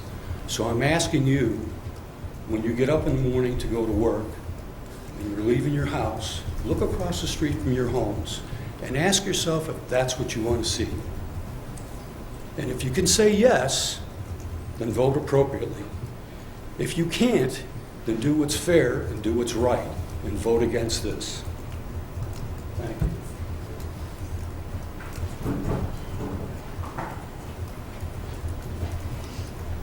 I'm Ed Murphy. I live at 847 Maple Avenue. I'd like to follow up on what Bill Curran said.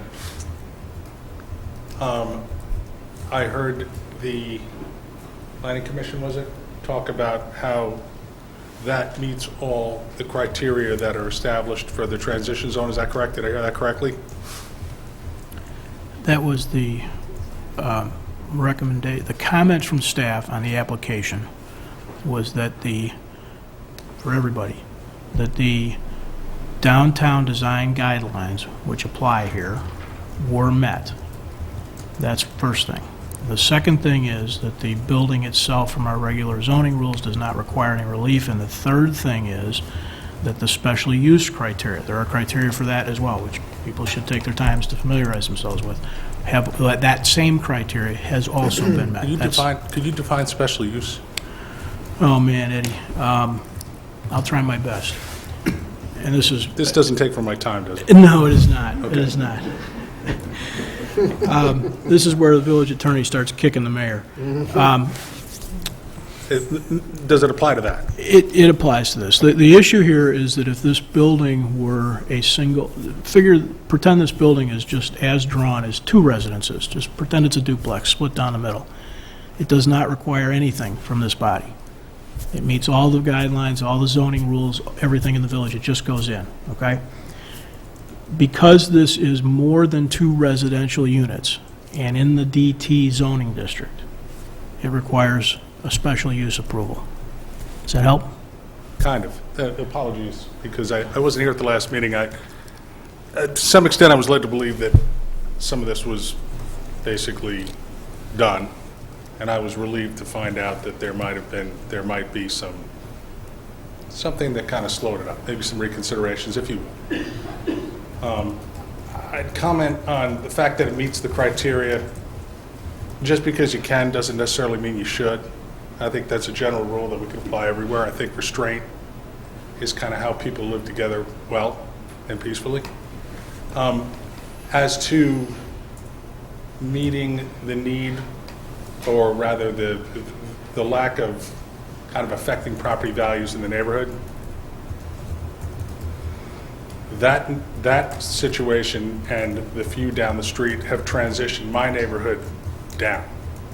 And I think that anybody who lives in the few houses around probably would echo that. My friend Bill Curran, he said that too.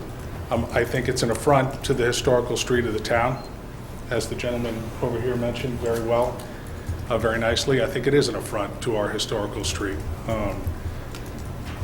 I would hope that we could find something that would be more akin to or be more harmonious with the with the neighborhood and effect. But as it is, the only person that benefits, or the only people that benefit from this development or the developments to the west, are the developers. I was told that there's really no discernible benefit to the town financially to any large degree. Now, you can correct me on that, but that's what I was led to believe. So it's not like we're gaining a bunch of tax dollars or this or that. There's no kick into the schools, as I understand it. I could be wrong. So, to me, I see it, it's a zero-sum game. There's winners and there's losers, and the immediate folks in the neighborhood are losers. And I think it's a shame that the town doesn't take a stance and protect the integrity. So I would ask that you do. I would ask that you do. And I really appreciate everybody who spoke here very eloquently and took the time. And I thank you all for your time. So.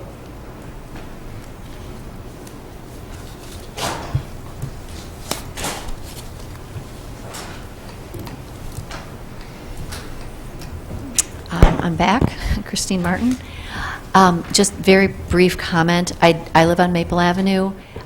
We took our old home, we restored it. It was a tear down, as so many people. I never think of a home as a tear down because I think it can often be saved, which we did. So I am a Maple Avenue resident, and I'll use the word beg because I often feel things are done deals. So I will use the word beg. Please do not allow this to go ahead. I can see homes that that was already mentioned, Gilbert and Forest, is it? Is that right? Gilbert and Forest. Those are brick buildings. Those are brick condos, and they're so nice. And they contour to the neighborhood. Keeping the integrity of the neighborhood is huge, especially on Maple Avenue. So, again, I'm just repeating what everybody has said, but we did speak with the attorney before, and we said, can you change it a little bit? Can you bring it down? Can you conform to the neighborhood as opposed to the neighborhood conforming to the downtown? And the neighborhood is the historical, honorary, of course, historical district, but I am on the preservation, Friends of the Edwards House, and we landmark homes, and I'm sad to see the home go down, but we just really ask that the residents in this specific situation are listened to, because it's affecting too many people's lives, and to say it's a done deal, it's what we're used to, and it just gets really frustrating. And as a resident, I just wish that the council would listen more to the residents, especially when property values are in jeopardy. Also, I was part of the guiding DG. I was interviewed this past week and did this study, and in the group I was in, everybody, when asked, what gripe do you have? Everybody said, we wish the council, not council, the city, they use the city. We wish the city would listen to the residents more. So that was the comments. Thank you.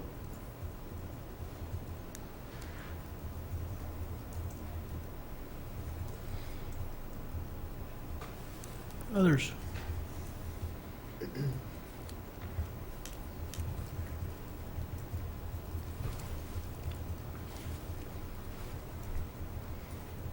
John Miller. Mayor, give me 30 seconds, and I just want to apologize. I don't pride myself on losing my patience, and you were correct in cutting me off. So I don't want to be like I'm accusing other people of being. Thank you.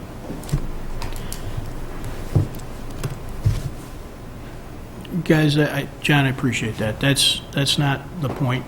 This is you're allowed to care. Okay, seriously. Some of these conversations are not what we all wish we were doing on a Tuesday night, whether it's this subject or it's the library or whatever it is.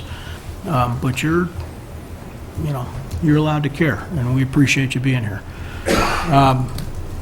Does anybody have anything else they want to add? I'm going to ask my colleagues if they've got questions, but I want you guys to go first. Okay, we'll continue. This conversation is not over tonight either. Any council comments or questions? Mayor, I just have a Chris, question please. for Stan. Yep. As it pertains to the design guidelines, I recall that the guidelines really outline as it pertains to sort of meeting or sort of matching or going along with adjacent buildings, that type of thing, right? It's not a style, as you pointed out. It's more of a continuity type thing. Is that a fair way to? I would say there's components of buildings. Components that we're looking for. Okay. But I would say because the village is very eclectic in our design Sure. and the age of our buildings and the different styles. Yeah. That we're looking for key components that make good buildings, and so that's what we look for the design guidelines. So it's not dictating that design guidelines don't dictate that you have to use red brick versus yellow Sure. brick or anything like that, but it's like the components of what makes a good building. Okay. But are those components the components of the buildings that are adjacent in the downtown area, or are the residential components considered at all? Since it abuts a residential zoning. I think the guidelines look for both. I think there's some call when you're in the core to see in the core, and Sure. there's also a call to see what's in there. So, I think that we've identified some materials potentially that we didn't like. We didn't want certain materials, but we encourage other materials. So I know we like brick, so it encourages brick because we see that in the residential, both in the residential areas and in the sort of business areas. Okay.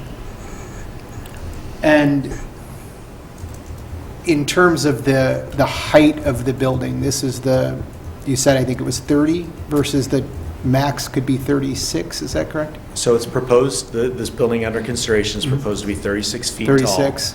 36 feet is the maximum in the max. downtown transition zoning district. And I believe it's 70 feet in the downtown business zoning district. Yep. But then in the residential zoning districts, it's 35 feet.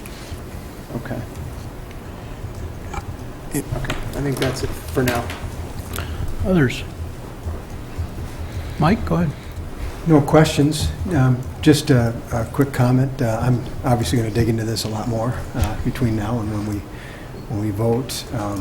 But I spent 16 years on what we now consider or call our Historic Preservation Commission, and very much wanted to see the folks along Maple Avenue create a historic district there.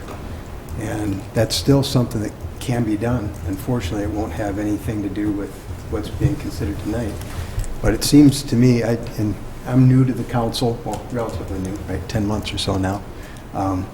But I've observed in my career and living here that so often what happens is we end up having to have these tough discussions when something gets proposed instead of really planning for it. And I get it, people are so busy. I'm busy, I get it. But this is why things like our historic preservation ordinance is so important, and for people to landmark things and to consider historic districts. This is why it's important that we get involved in comprehensive planning. The design guidelines that we're talking about this evening are certainly something that can be looked at again as well, right? This is why planning and zoning are so important, and so that's just wanted to offer a few thoughts along those lines. That's it, Mayor. Thank you. Thanks, Mike. Leslie? Yeah. There are some parts of it that I appreciate, and there are some questions that I have, so bear with me. I do appreciate the fact that it's permeable pavers and really kind of thinking that eye towards sustainability and reducing the curb cuts, and also not taking all of the max allotted space. Those are, to me, at least a little bit more of a value, having the 2 spots per unit. One of the questions that I do have is in terms of overnight parking elsewhere. I know that's something that I have had a lot of residents come to me with questions in the downtown as well about what the options are for overnight parking, and from what I understood then, it was basically there really aren't any. Would that also be true of the downtown transition area, just to get a little bit more clarity for residents? So we'll get back to you on this next week. There are some options at Village Hall up to this point. We'll double check and make sure there's still options when the Civic Center redevelopment is completed. But we'll get back to you with the details on that next week. Thank you. And then I know that traffic studies are something that, we always go back and forth on up here. I mean, not just with residents, but even amongst council members as well, concerns about that. Do we have any other data, on potentially similar projects where we're looking at a commercial versus a residential to kind of back up those numbers? Part of the problem is that we're just increasing our population not just in Downers Grove, but everywhere, right? Like where our population is increasing, and so we are, regardless of whether or not it's commercial or residential, we're just going to see an increase in people and traffic and movement.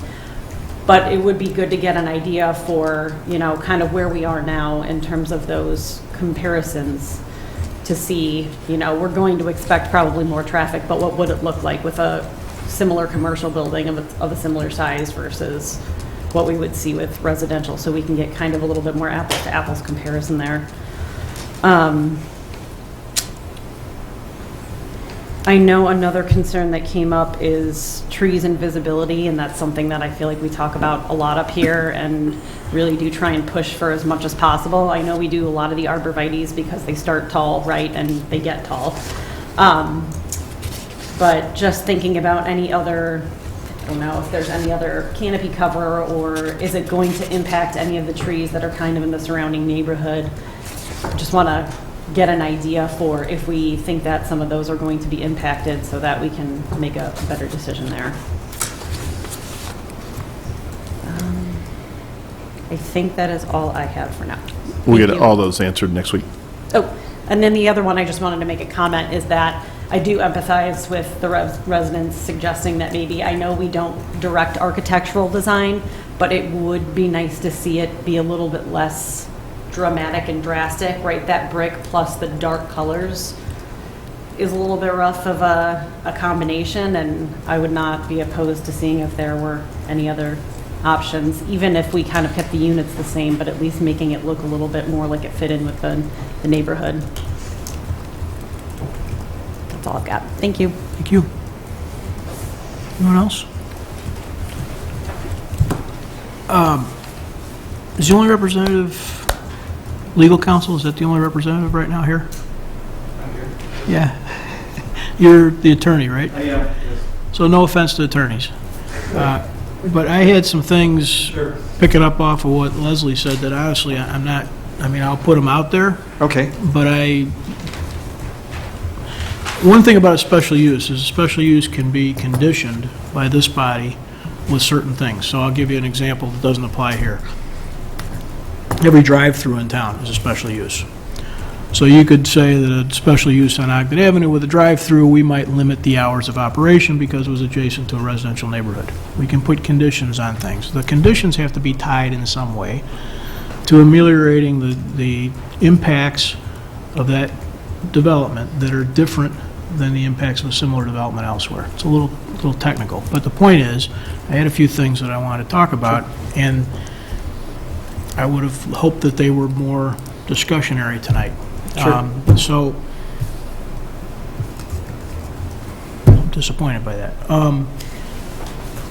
Leslie was talking a little bit about the building itself, and it's true, we don't legislate architectural style, but we do talk about massing, and we do talk about transition, and there are certainly ways that this could be adjusted that would start to diminish at least the appearance of the mass.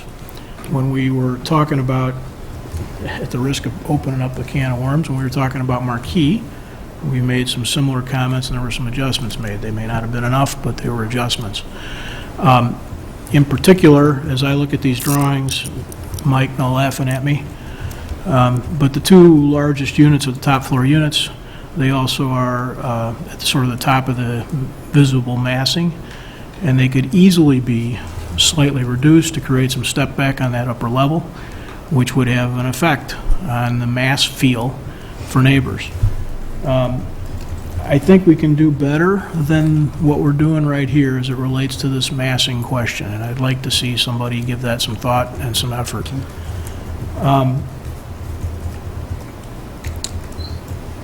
I'd like to feel good about whoever the developer actually is, and their conversations with neighbors. Ms. Callahan has a unique situation, very different than anybody else in town. And so when we talk about garbage operations, and we talk about fences, and we talk about screening, and we talk about things like that, it matters. And those are unique and different compared to the same application in other places in town. I think they're worth talking about. I'd like to hear more about that, and I'd like to feel better about accommodations being made there. I read through some of this, and I don't remember exactly where it was, but there were some signage comments. I think I read there was an interest or some interest in potentially not having wall signs.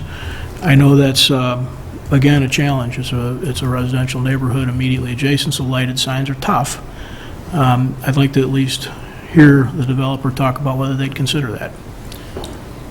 And then this is really probably an Enza thing, or maybe the two of you thing. But landscape is going to be important here, and I know there's a landscape plan, but what does maintenance look like, and how do we end up feeling good about that maintenance long-term? I'd like to know more about that. I'd like to hear people talk. I'd like to hear developers and owners talk about that, to be honest with you. So those are questions that I had. Could I address those? You can sure give it a shot. Let me start in terms of... just let me point out, you're also welcome to not do it this moment on the fly. So it's up to you. Okay. First, in terms of the massing, I need to review that, obviously, with my client and with the architect. The intention here was the developers, Aaron Holdings, there are two brothers. One of the brothers is here, who attended Downers Grove North, grew up here. The other brother lives about a block away currently. The intention is for the brothers to live, the one on the third floor. And so, on the massing, in terms of reducing, I want to see what he agrees to in terms of that issue. In terms of the lighting, the reason the lighting issue came up is that one of the comments that was made at the Plan Commission meeting was, hey, we don't want to have lighting on this building. And so we said we have no objection to that, that the only lighting would be on the lower levels and the sort of normal in terms of especially, where the garage is and so forth.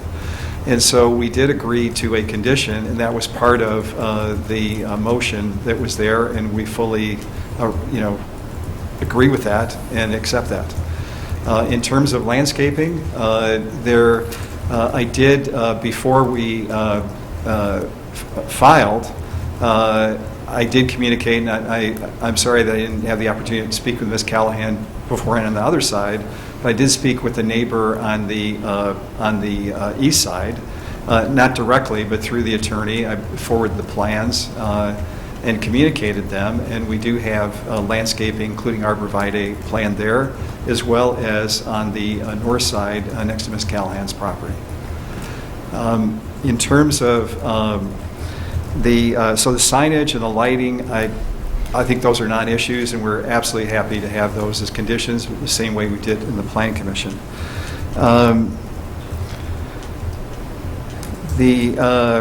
In terms of, I'm just trying to think, if I not addressed the massing, as I said, I don't know at this point, but is there another point that I think that missed there? Yeah, I think. Yeah, in terms of landscaping and screening, you mentioned fences. It was screening, it was also long-term maintenance. I mean, Yeah, let's call yeah, it what it in let's terms call of it what it long-term is. maintenance. Line of arborvitae's looks really lousy when 3 of them died 2 years later, right? Well, but from the maintenance standpoint, considering that the developer is moving in there, obviously, maintenance is going to be very important, and you are going to have a condominium association for the 5 units. In terms of fencing, this particular building is at 36 feet.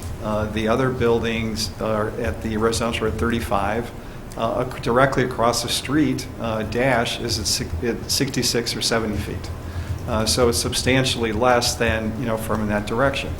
Going down the street and driving down it for both sides, you've got, you really don't have much difference in terms of, heights of the buildings. In terms of whether part of the other characteristics in terms of the transition is that we have the residential characteristics of having green grass setbacks, where you don't have any setbacks on the Dash or the Marquee. Here we do have setbacks the same. We do have a sidewalk. We do have the curb cuts reduced from 3 to 1. And if you think that fencing is appropriate in addition to the landscaping, I mean, that's something we can consider. Please do consider that and consider this massing thing.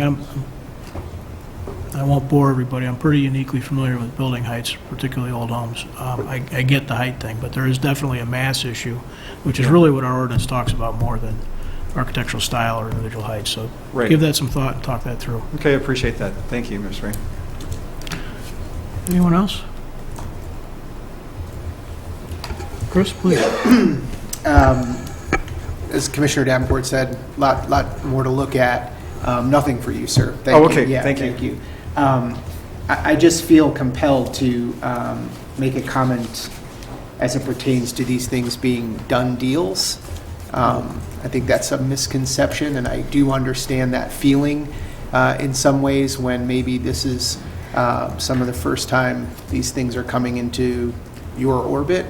But we are addressing this as an item that we need to make a decision on in a very serious manner. I've been up here long enough to hear the line about in the pockets of developers and giving them all the time, and I just feel that's a little bit unfair for us and staff. The owner of this property has certain rights, what they can do. We as a council, because it's coming up as a special use, as the mayor said already, we can ask for some things. We welcome and appreciate all the feedback that has come from the residents.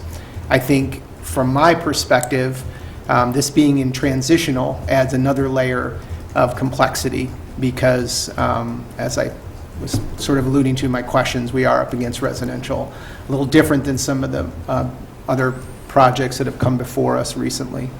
But I just feel compelled to say I wouldn't characterize this being a done deal. Could it go that way? Sure. But we as a council this is our first time officially looking at this. We'll have a lot more questions, and I think we all appreciate the feedback that we receive, certainly from residents nearby, because it is important for us to hear from you. But we have to take it in totality. So I look forward to furthering the discussion and hearing more. I do ask that we're all available, as the mayor often says. Reach out. We're going to spend a lot of time looking at this. And I just also want to echo Commissioner Davenport's point about the comprehensive plan. A lot of what drives our decision-making here is based in that comprehensive plan. So what we look for, it's in every presentation as these come up before us.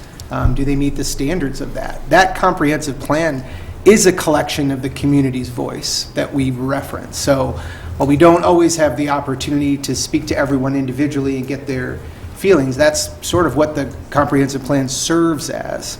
And so, yes, are there interpretations of that? Certainly.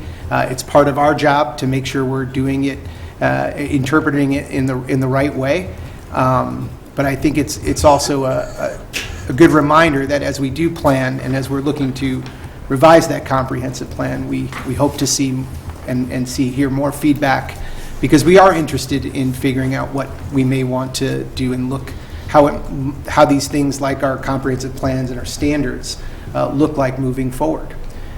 So again, I'm going on a little bit too long, but I just feel like this idea of done deal has come up a few times, and I, for one, have not made a decision on this, so it's not a done deal. Thank you. Thank you. Mike? Could we get a dimension placed on the plan for the South Maple Avenue building height? Because it's, my quick review here is that 36 feet is actually the average height along the Washington Street, which is apparently governing, that's the regulation. So you're left with, along Maple, actually something that's about, I'm guessing about 3 or 4 feet less height. Just thinking along the massing question, I just wanted to add that to the facts here that we're considering. You're looking at the south elevation versus the west? Mm-hmm. Yeah, sure. Yep. Anyone else?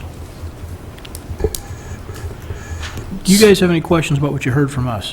So we heard a lot tonight, and there's a lot of work yet to be done. We heard about overnight parking questions. We heard about parking and traffic generation questions, commercial versus residential, impact on trees and visibility and screening, comments about brick colors and contrast in the building, comments about building massing and ability to reduce it, fencing, screening, landscaping, maintenance, signage, garbage pickup, et cetera.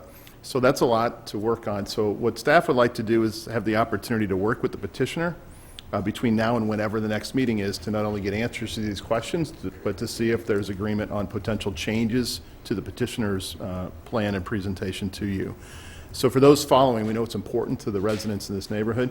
This might not come forward in just a couple days here in a 1-week turnaround, as staff will continue to work to get answers to these questions, and we'll work with the petitioner to see if they're willing to be subjected to conditions and changes. So follow along. We publish the agendas for the council meeting on Friday afternoons on our website. And with that, that ends our first reading tonight, Mayor. Thank you, Dave. We have a little bit of meeting ahead of us still. We've got some good news stories. But if, just to be respectful to everybody, it's 9 o'clock. If you don't want to hang around, take a minute to split right now. It's probably a good time. But you can stay if you want.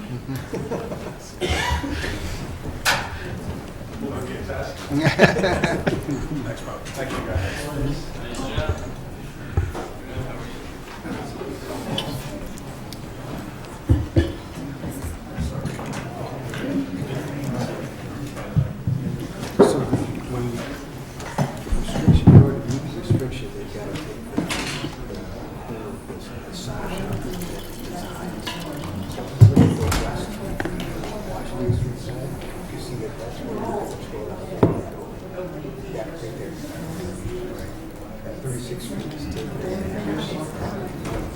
You can skip 3 pages.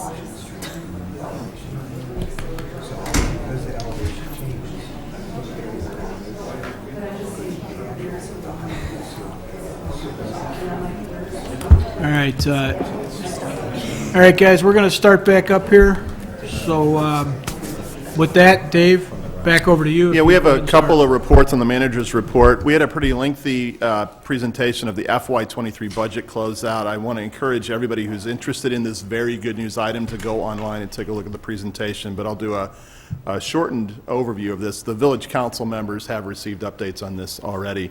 We want to talk about the FY23 budget closeout. We close out the budget every year with a report before we do the financial audit.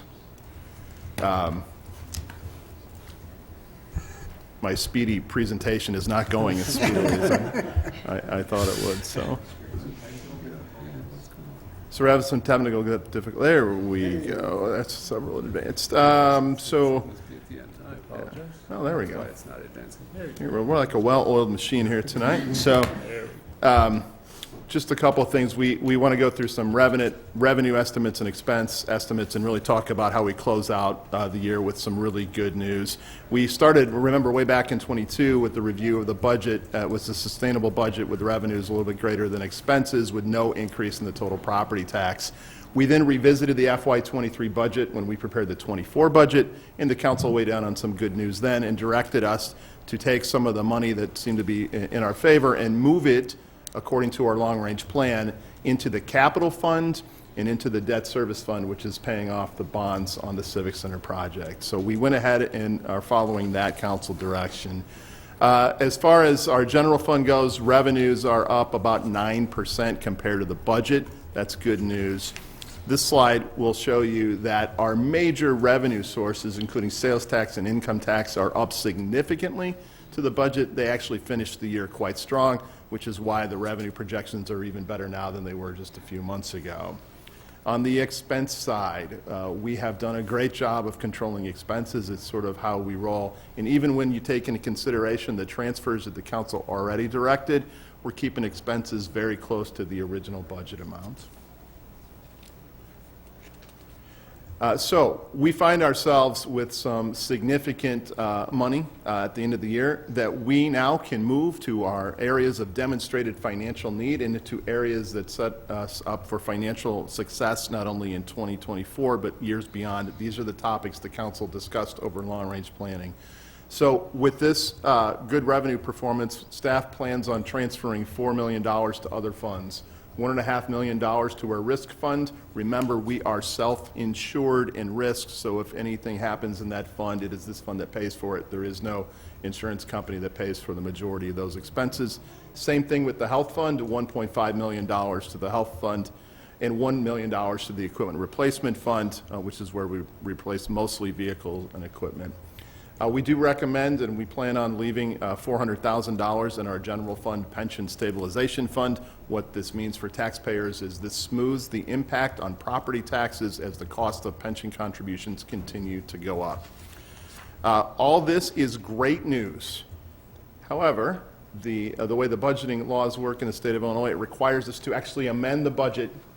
It has a way of looking like we went over budget because all those transfers that are great news show up as expenses in the general fund, right? Which technically means we spent more than the council authorized. So to address this good news item and strategic use of funds, which lessens the financial burden on our taxpayers, actually next week we have to amend the general fund budget to show increases in expenses. That was a very brief overview. I will answer any questions the council has, and our finance director, Robin Leahy, is also here to help answer the hard questions. Thanks, Dave. Any council comments or questions?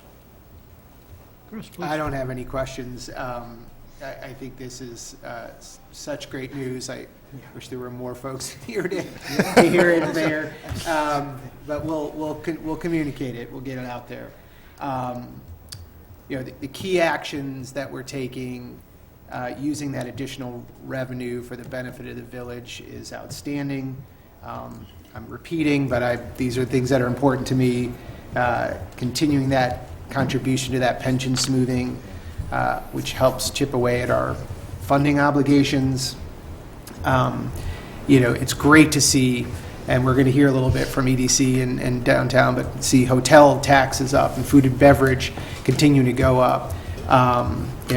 It's just an indication that our local economy is very strong, and that's it's great to see. And I give lots of kudos to you, Dave, and staff for keeping that financial stewardship in line and keeping us in a great position. So great work all around. Thank you, Mayor. Thank you. Mike? Yeah, I'd like to echo those comments. Appreciation on a job well done. And thankfulness to be serving on the commission at this time, where I'm worried about the other side of things, where things are so tight, because I know that that's something that some of my fellow commissioners have experienced, and so I'm thankful not to be facing those hard questions, and instead having the difficult decisions of how do we spend the money in the best way for our residents, and dealing with things like developments and things. I mean, these are first world problems. So it's a good place to be, and thank you. What else? Ditto, both of you. Ditto. Yeah, I'll just add, because we're here, first of all, it probably was a mistake to encourage people to leave. Kind of rethinking that comment right now. Yeah, if people are watching, either still watching or go back and watch this at some point, understanding the budget and where our revenue sources come is a pretty important thing. As Chris mentioned, we're going to hear from EDC and downtown management shortly. Your property taxes are kind of a minority of what actually runs the village day in and day out. So these kinds of activities are super important. And what also is important, Mike alluded to it, things aren't always so rosy. And so we've taken, not just as council, but many before it, have taken a position of trying to plan for some of those challenging moments so that we can continue to do the things that we know residents and businesses and visitors all expect us to do. So that's exactly what this does. It recognizes some of those good moments and tries to plan for what we know will be surprises and upsets along the way. So it's fully supportive of this and thankful for not only everybody, but thankful for living through a decent economy for right now. Yeah, and just connecting one last thought before we hear from our partners, this is really the product of strategic thinking during long-range planning because we know what to do in certain scenarios because we've thought of it in advance and received policy direction from this council. I'd like to now move on to hear from our valued partners at Downtown Management and the EDC. They'll be giving quarterly reports. First up is Downtown Management, and Aaron Venezia, the head staff person at the Downtown Management Corporation, will be presenting their information tonight.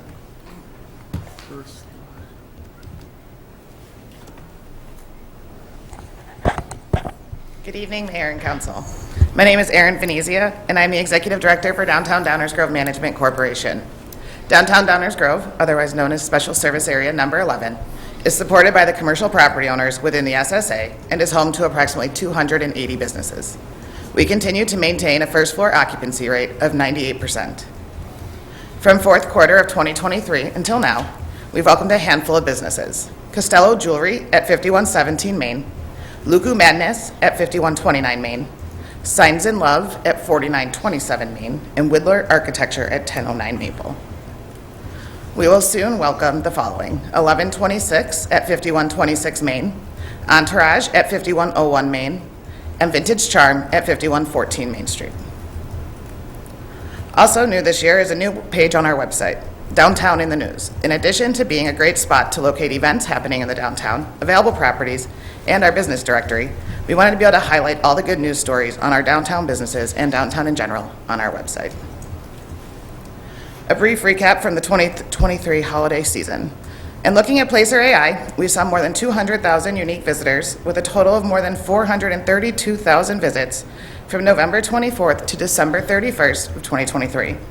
When we compared that to 2022, 2023 saw an increase of 9% in visitors and an increase of 11% in total visits. We had more than 320 carolers throughout the season. Santa handed out more than 1,600 candy canes, which was averaging 400 candy canes per weekend. During the holiday season, patrons submitted their receipts to our office, electronically or in person, to earn candy cane cash. They needed to have a minimum of 3 receipts totaling at least $100. One receipt could be a retailer, the second a restaurant, and the third and beyond were of their choice. We distributed more than $2,100 in candy cane cash this year. This is the most we've distributed while running this program.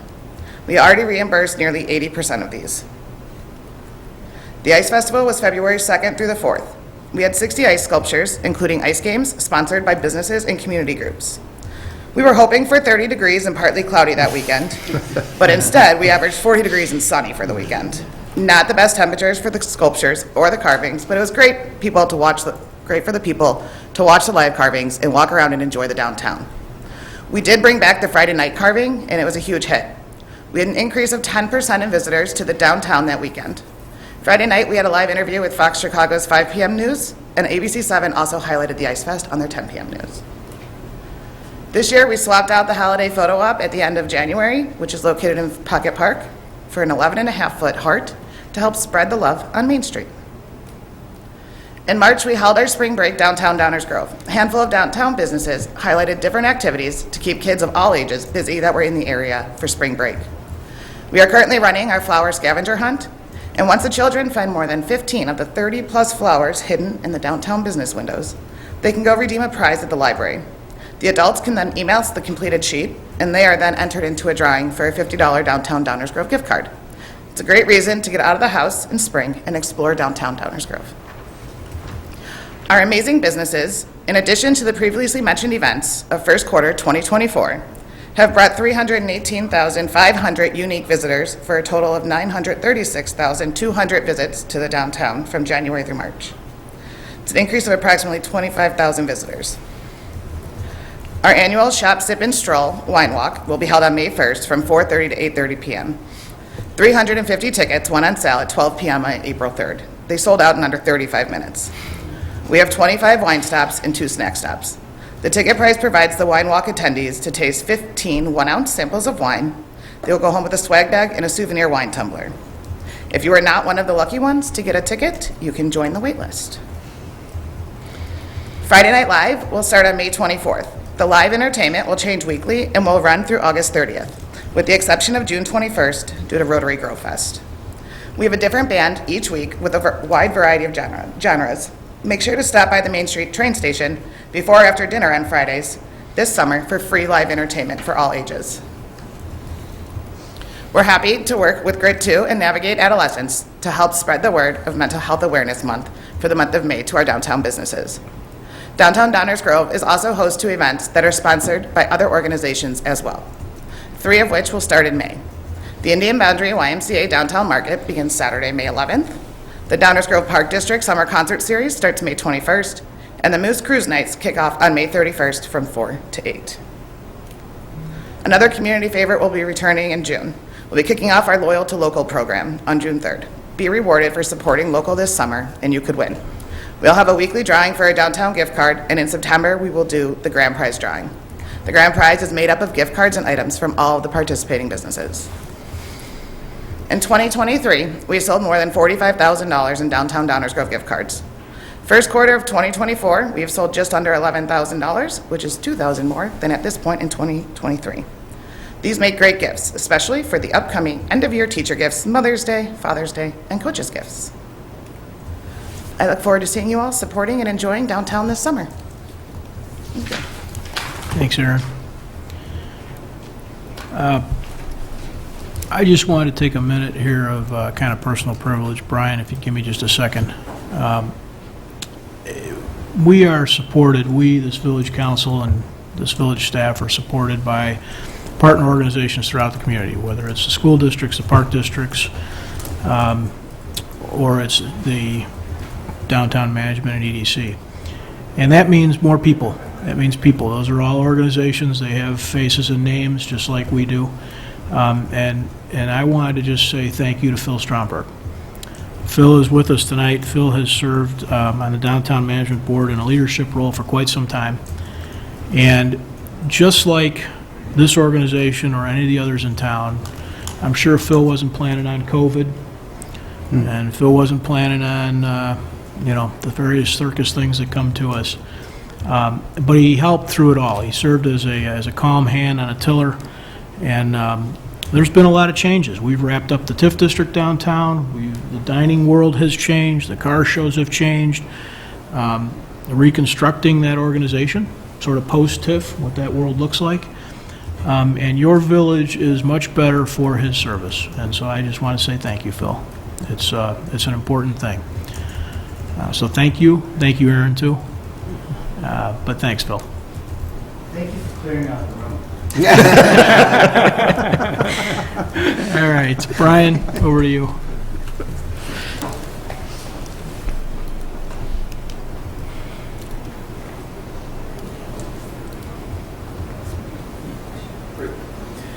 All right, good evening, everybody.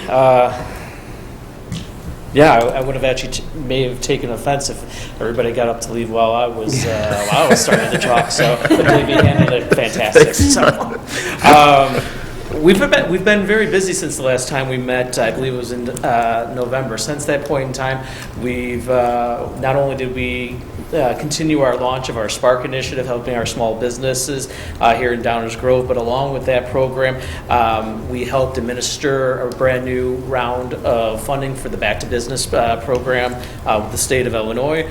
We've launched and now had our third podcast called Digging Deep, which covers a lot of the issues that keep small business owners up at night, worrying about things, and so we try to take a Downers Grove approach to it, but really talk about these issues that not only just Downers Grove businesses, but DuPage County businesses, Illinois business, and so on.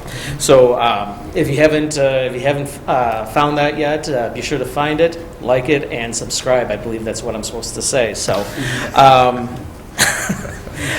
Moving forward, again, we've been very busy, and so just this evening, first before we get started into the numbers, just wanted to talk about some upcoming events that we have going on here. So actually, starting in about 8 hours, I have to drive down to Springfield to join our friends at Chamber 630 and the Illinois Economic Development Association for their drive-down day, talking about economic development matters as it pertains to our state organization as well as here in Downers Grove. We have our next EDC Spark newsletter, as I had mentioned. The next one's coming out in May here. And then, as I had mentioned, the Dig Deep podcast, our episodes 4 and 5 are currently under production, should be out here in the next few weeks. So be sure, again, to follow those. We're doing something a little bit different this year, as we always do.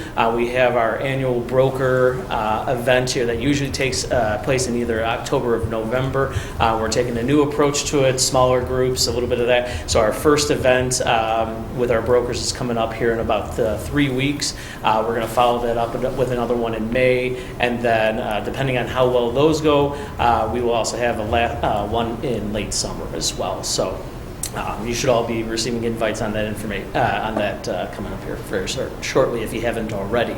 As always, we're headed out to the annual ICSC Retail Convention in Clark County, Nevada, May 19th through the 21st, and then before we really head into summer, we'll be attending the Illinois Economic Development Association's Economic Development Summit here in Chicago. So with that, I also do want to mention, so typically this time of year we do have our annual luncheon. We've decided, just due to timing issues and schedules, we're going to be pushing that off to sometime in September here. So be sure to keep an eye open for save the date coming up on that here shortly. And then, as typically we've done since I've been around, we also have our annual report and KPI video here, so that will be unveiled world premiere next month as usual, but the event itself will not take place until sometime in the fall. So with that, again, as we always describe our key performance indicators, these are given to us by our strategic plan. We follow them very closely along with the assistance of the village. So I will mention at this point in time here, all this information here, I am going to try to go through this relatively quickly. We also have a video, as we always do, for our fourth quarter indicators, but all this information will be posted live tomorrow morning on the EDC's website. So let's start out. So last year, we started to do something a little bit different in regards to retail-related revenues. This is our sales tax, home rule sales tax, and local use tax. We've now combined this since last year, and so as you can see here, our receipts in December is $2.6 million compared to our 2022 number, the same period. We were just under 0.4%.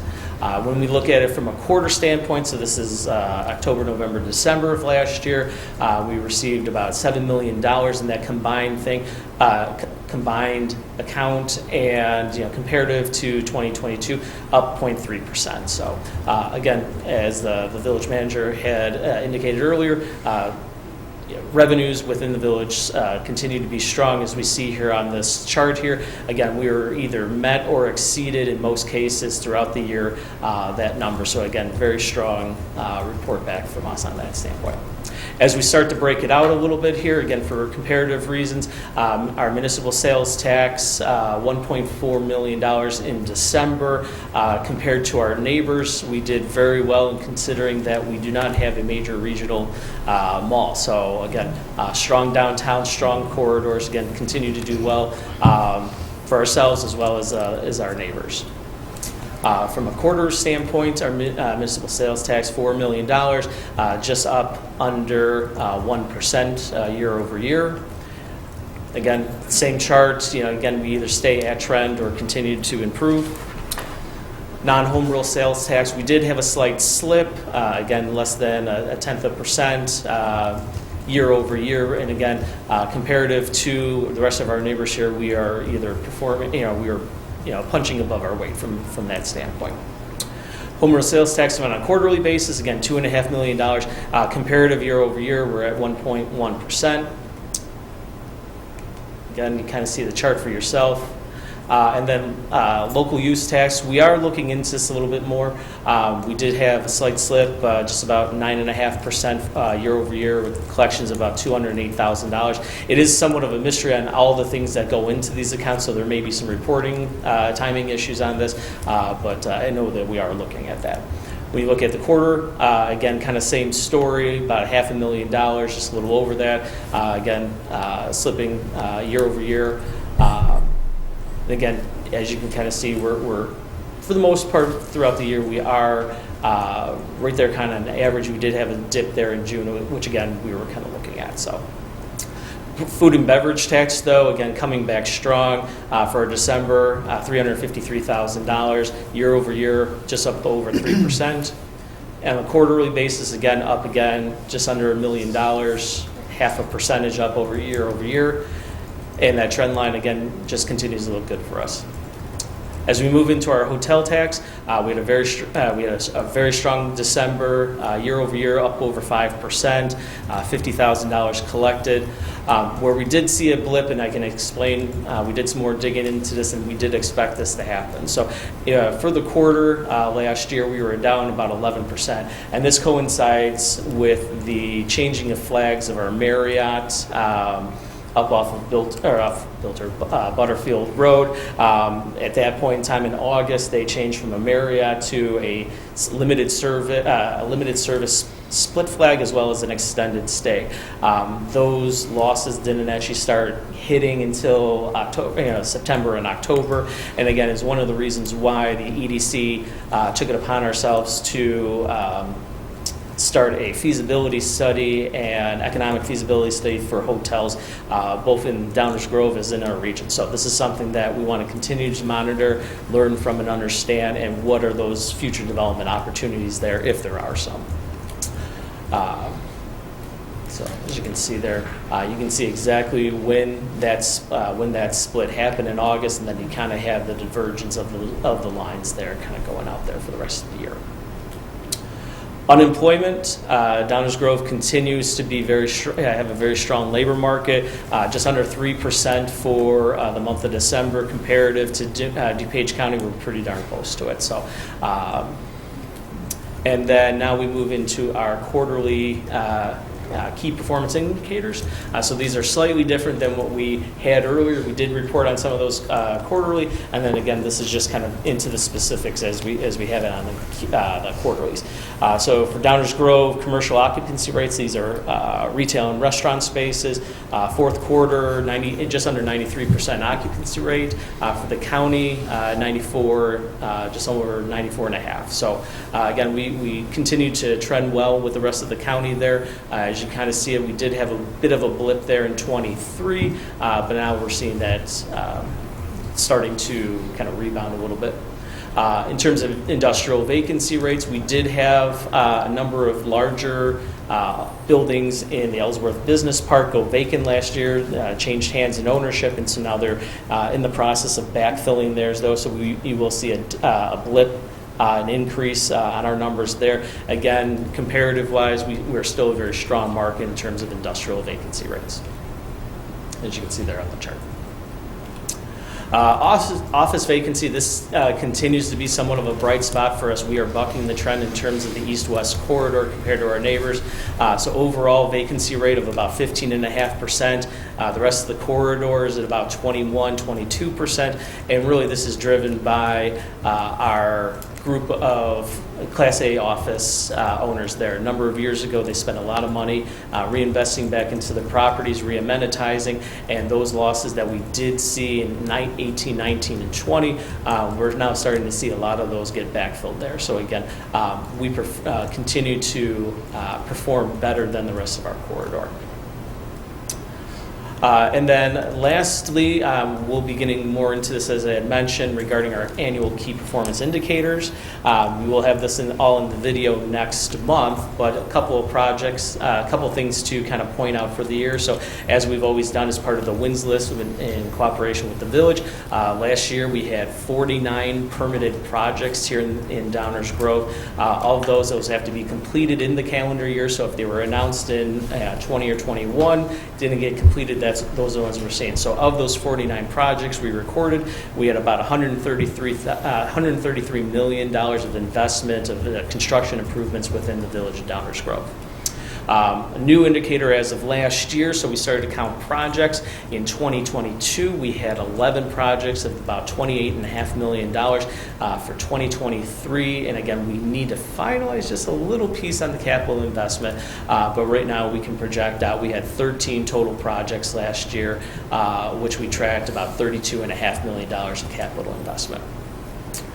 And then a rather good note here too, so we also track the number of new businesses as well as employees employed in Downers Grove here. So as you can see, rather large jump in terms of total employment here in Downers Grove. These are specifically residents that live here and then either work here in Downers Grove or elsewhere. And so last year about almost a 15.5% jump in terms of the total workforce employed here and around the area. So with that, I know there's a lot of information there. I'll give you a second to digest that, but if Mike, if you want to pull up the video.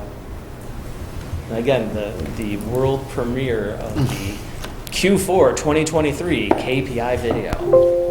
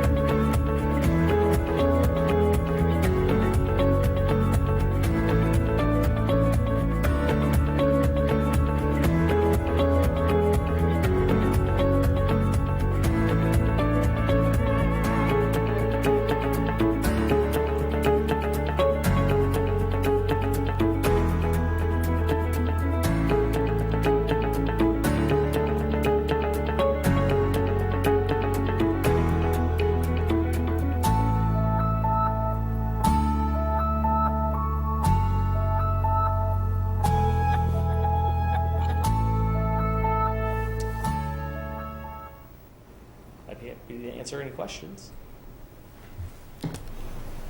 Any questions? Just one quick, will you be getting back to us with that local use tax? We'll work with staff to find out What happened there? Yeah. So, thank you. Dave loves to talk about local use tax. So, take it up with Fieldman. Otherwise, great Just one report. quick one. Yeah, Leslie, please. Yeah, I do. I feel like, oh gosh, I don't even know how long it was ago, but I remember our occupancy has always kind of been just like slightly below the county. Do we know, outside of the Ellsworth issues, do we know if that is starting to trend in a better direction? Are we seeing a little bit? I feel like it might have been a greater discrepancy the last time we were here, so it looks like it maybe was, but in regards to industrial. Just our occupancy rate in general. Oh, just in general? Yeah. Industrial was probably the largest jump in there. Again, there were 2 buildings over 200,000 square feet in the park there that had changed hands. So again, they're reformatting those spaces. So that was mainly the big jump there. However, we did see, as I had mentioned, we had a fairly significant drop in the overall commercial office space vacancy rate. And so we've seen that, and that is due to some rather large leases signed within the 3rd and 4th quarter last year. So do we think once that Ellsworth kind of settles itself back out that we'll be popping back up there? Yeah, already we've, in the last 2 months, we've had a surge in site selection requests for information regarding those larger sites there. So I think there's at least 2 tenants right now that are significantly kicking tires on those. So yeah. Okay, thank you. Chris? Yeah, so I guess part of what we're seeing here is a little bit of flattening, right? So we're looking at some of the retail tax trends, things like that. Sure. Just curious as to what we think may be driving some of that, or if there are concerns. I mean, we've talked about some great numbers in terms of a village because we've had some estimates that we exceeded, and that's great. But in some of this, it looks like things are flattening out, and I'm just curious, maybe your thoughts on that.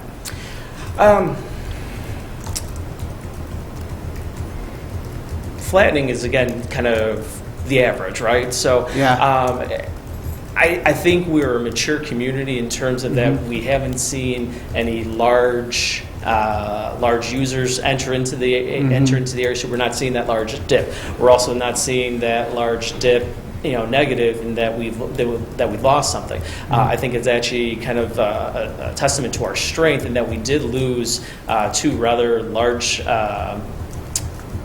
tenants last year in Bed Bath & Beyond and in Bye Bye Baby. So the fact that we continue to almost stay flat is actually a good sign of strength for us from that standpoint.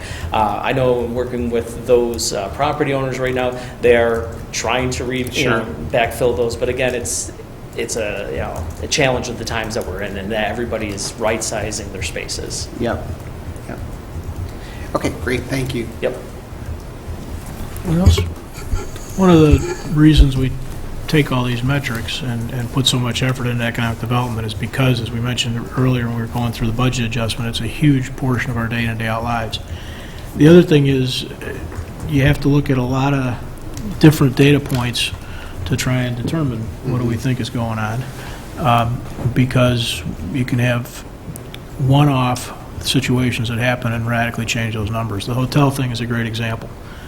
A hotel basically took themselves offline for a period of time and came back online as a lower cost hotel. So what do you think that does to the revenue numbers, right? But our economy, one of the beautiful things about Downers is that it is pretty diverse, and that helps us a lot. And so it's I'm glad we're watching it. I'm certain that this proves it, as well as some of our own records here, that the work economic development does is important. And one thing that's true about every business, it's on its way somewhere. Sometimes that's to growth, and sometimes that's out. So it's important. Aaron certainly knows this from downtown. People do things like retire. Stuff happens, and it's important that we're working hard to fill those spaces all the time. So thank you, Brian. You're welcome. Thank you. As we wrap up the report, this summer we will be talking about revenue and expense projections in our operating fund for the next 2 to 3 years. So look for that in the June or July timeframe, and I think it'll hit a lot of the issues and questions that Commissioner Gilmartin just raised. With that ends our manager's report tonight, Mayor. Thank you. Mayor's report tonight, I'm going to save it. What? What did you say? Hurry up and get done? I was cheating because I had planned something. I was going to get into some details along the lines of what Chris had said relative to this done deal thing. I think I will, but I'm not going to do it tonight. So I thought I'd jump in ahead of our wrap-up, but Enza, it's over to you. What do you got? Yes, sorry, Mayor. I only have one ordinance to present tonight, and that is an ordinance granting a special use to 302 Maple? 902 Maple. Sorry. Thanks. That's all I have, Mayor. Thanks. Council member reports. Mike, got anything for us? No report. Thank you, Mayor. Danny? No report. Thank you, Mayor. Leslie? Just a reminder that Passport to Dining is April 18th. Look forward to seeing everybody there. Thank you. Is it sold out? It's not sold out quite yet. Not so quite? There's a little bit left. Chris? I just want to thank everybody for coming out to the Guiding DG event. As it was mentioned earlier from one of our residents, it was a great event. Very much looking forward to seeing that feedback. Great job, staff and Housing Levine for putting that together. And just looking forward to more input from that. But there is the survey still online. You can go to guidingdg.com. Please fill it out if you haven't already. And I think that's it. Thanks, Mayor. Thank you. Is there a motion to adjourn? Mayor, I move to adjourn. Second. All those in favor say aye. Aye. Opposed? We are adjourned. Thank you all. And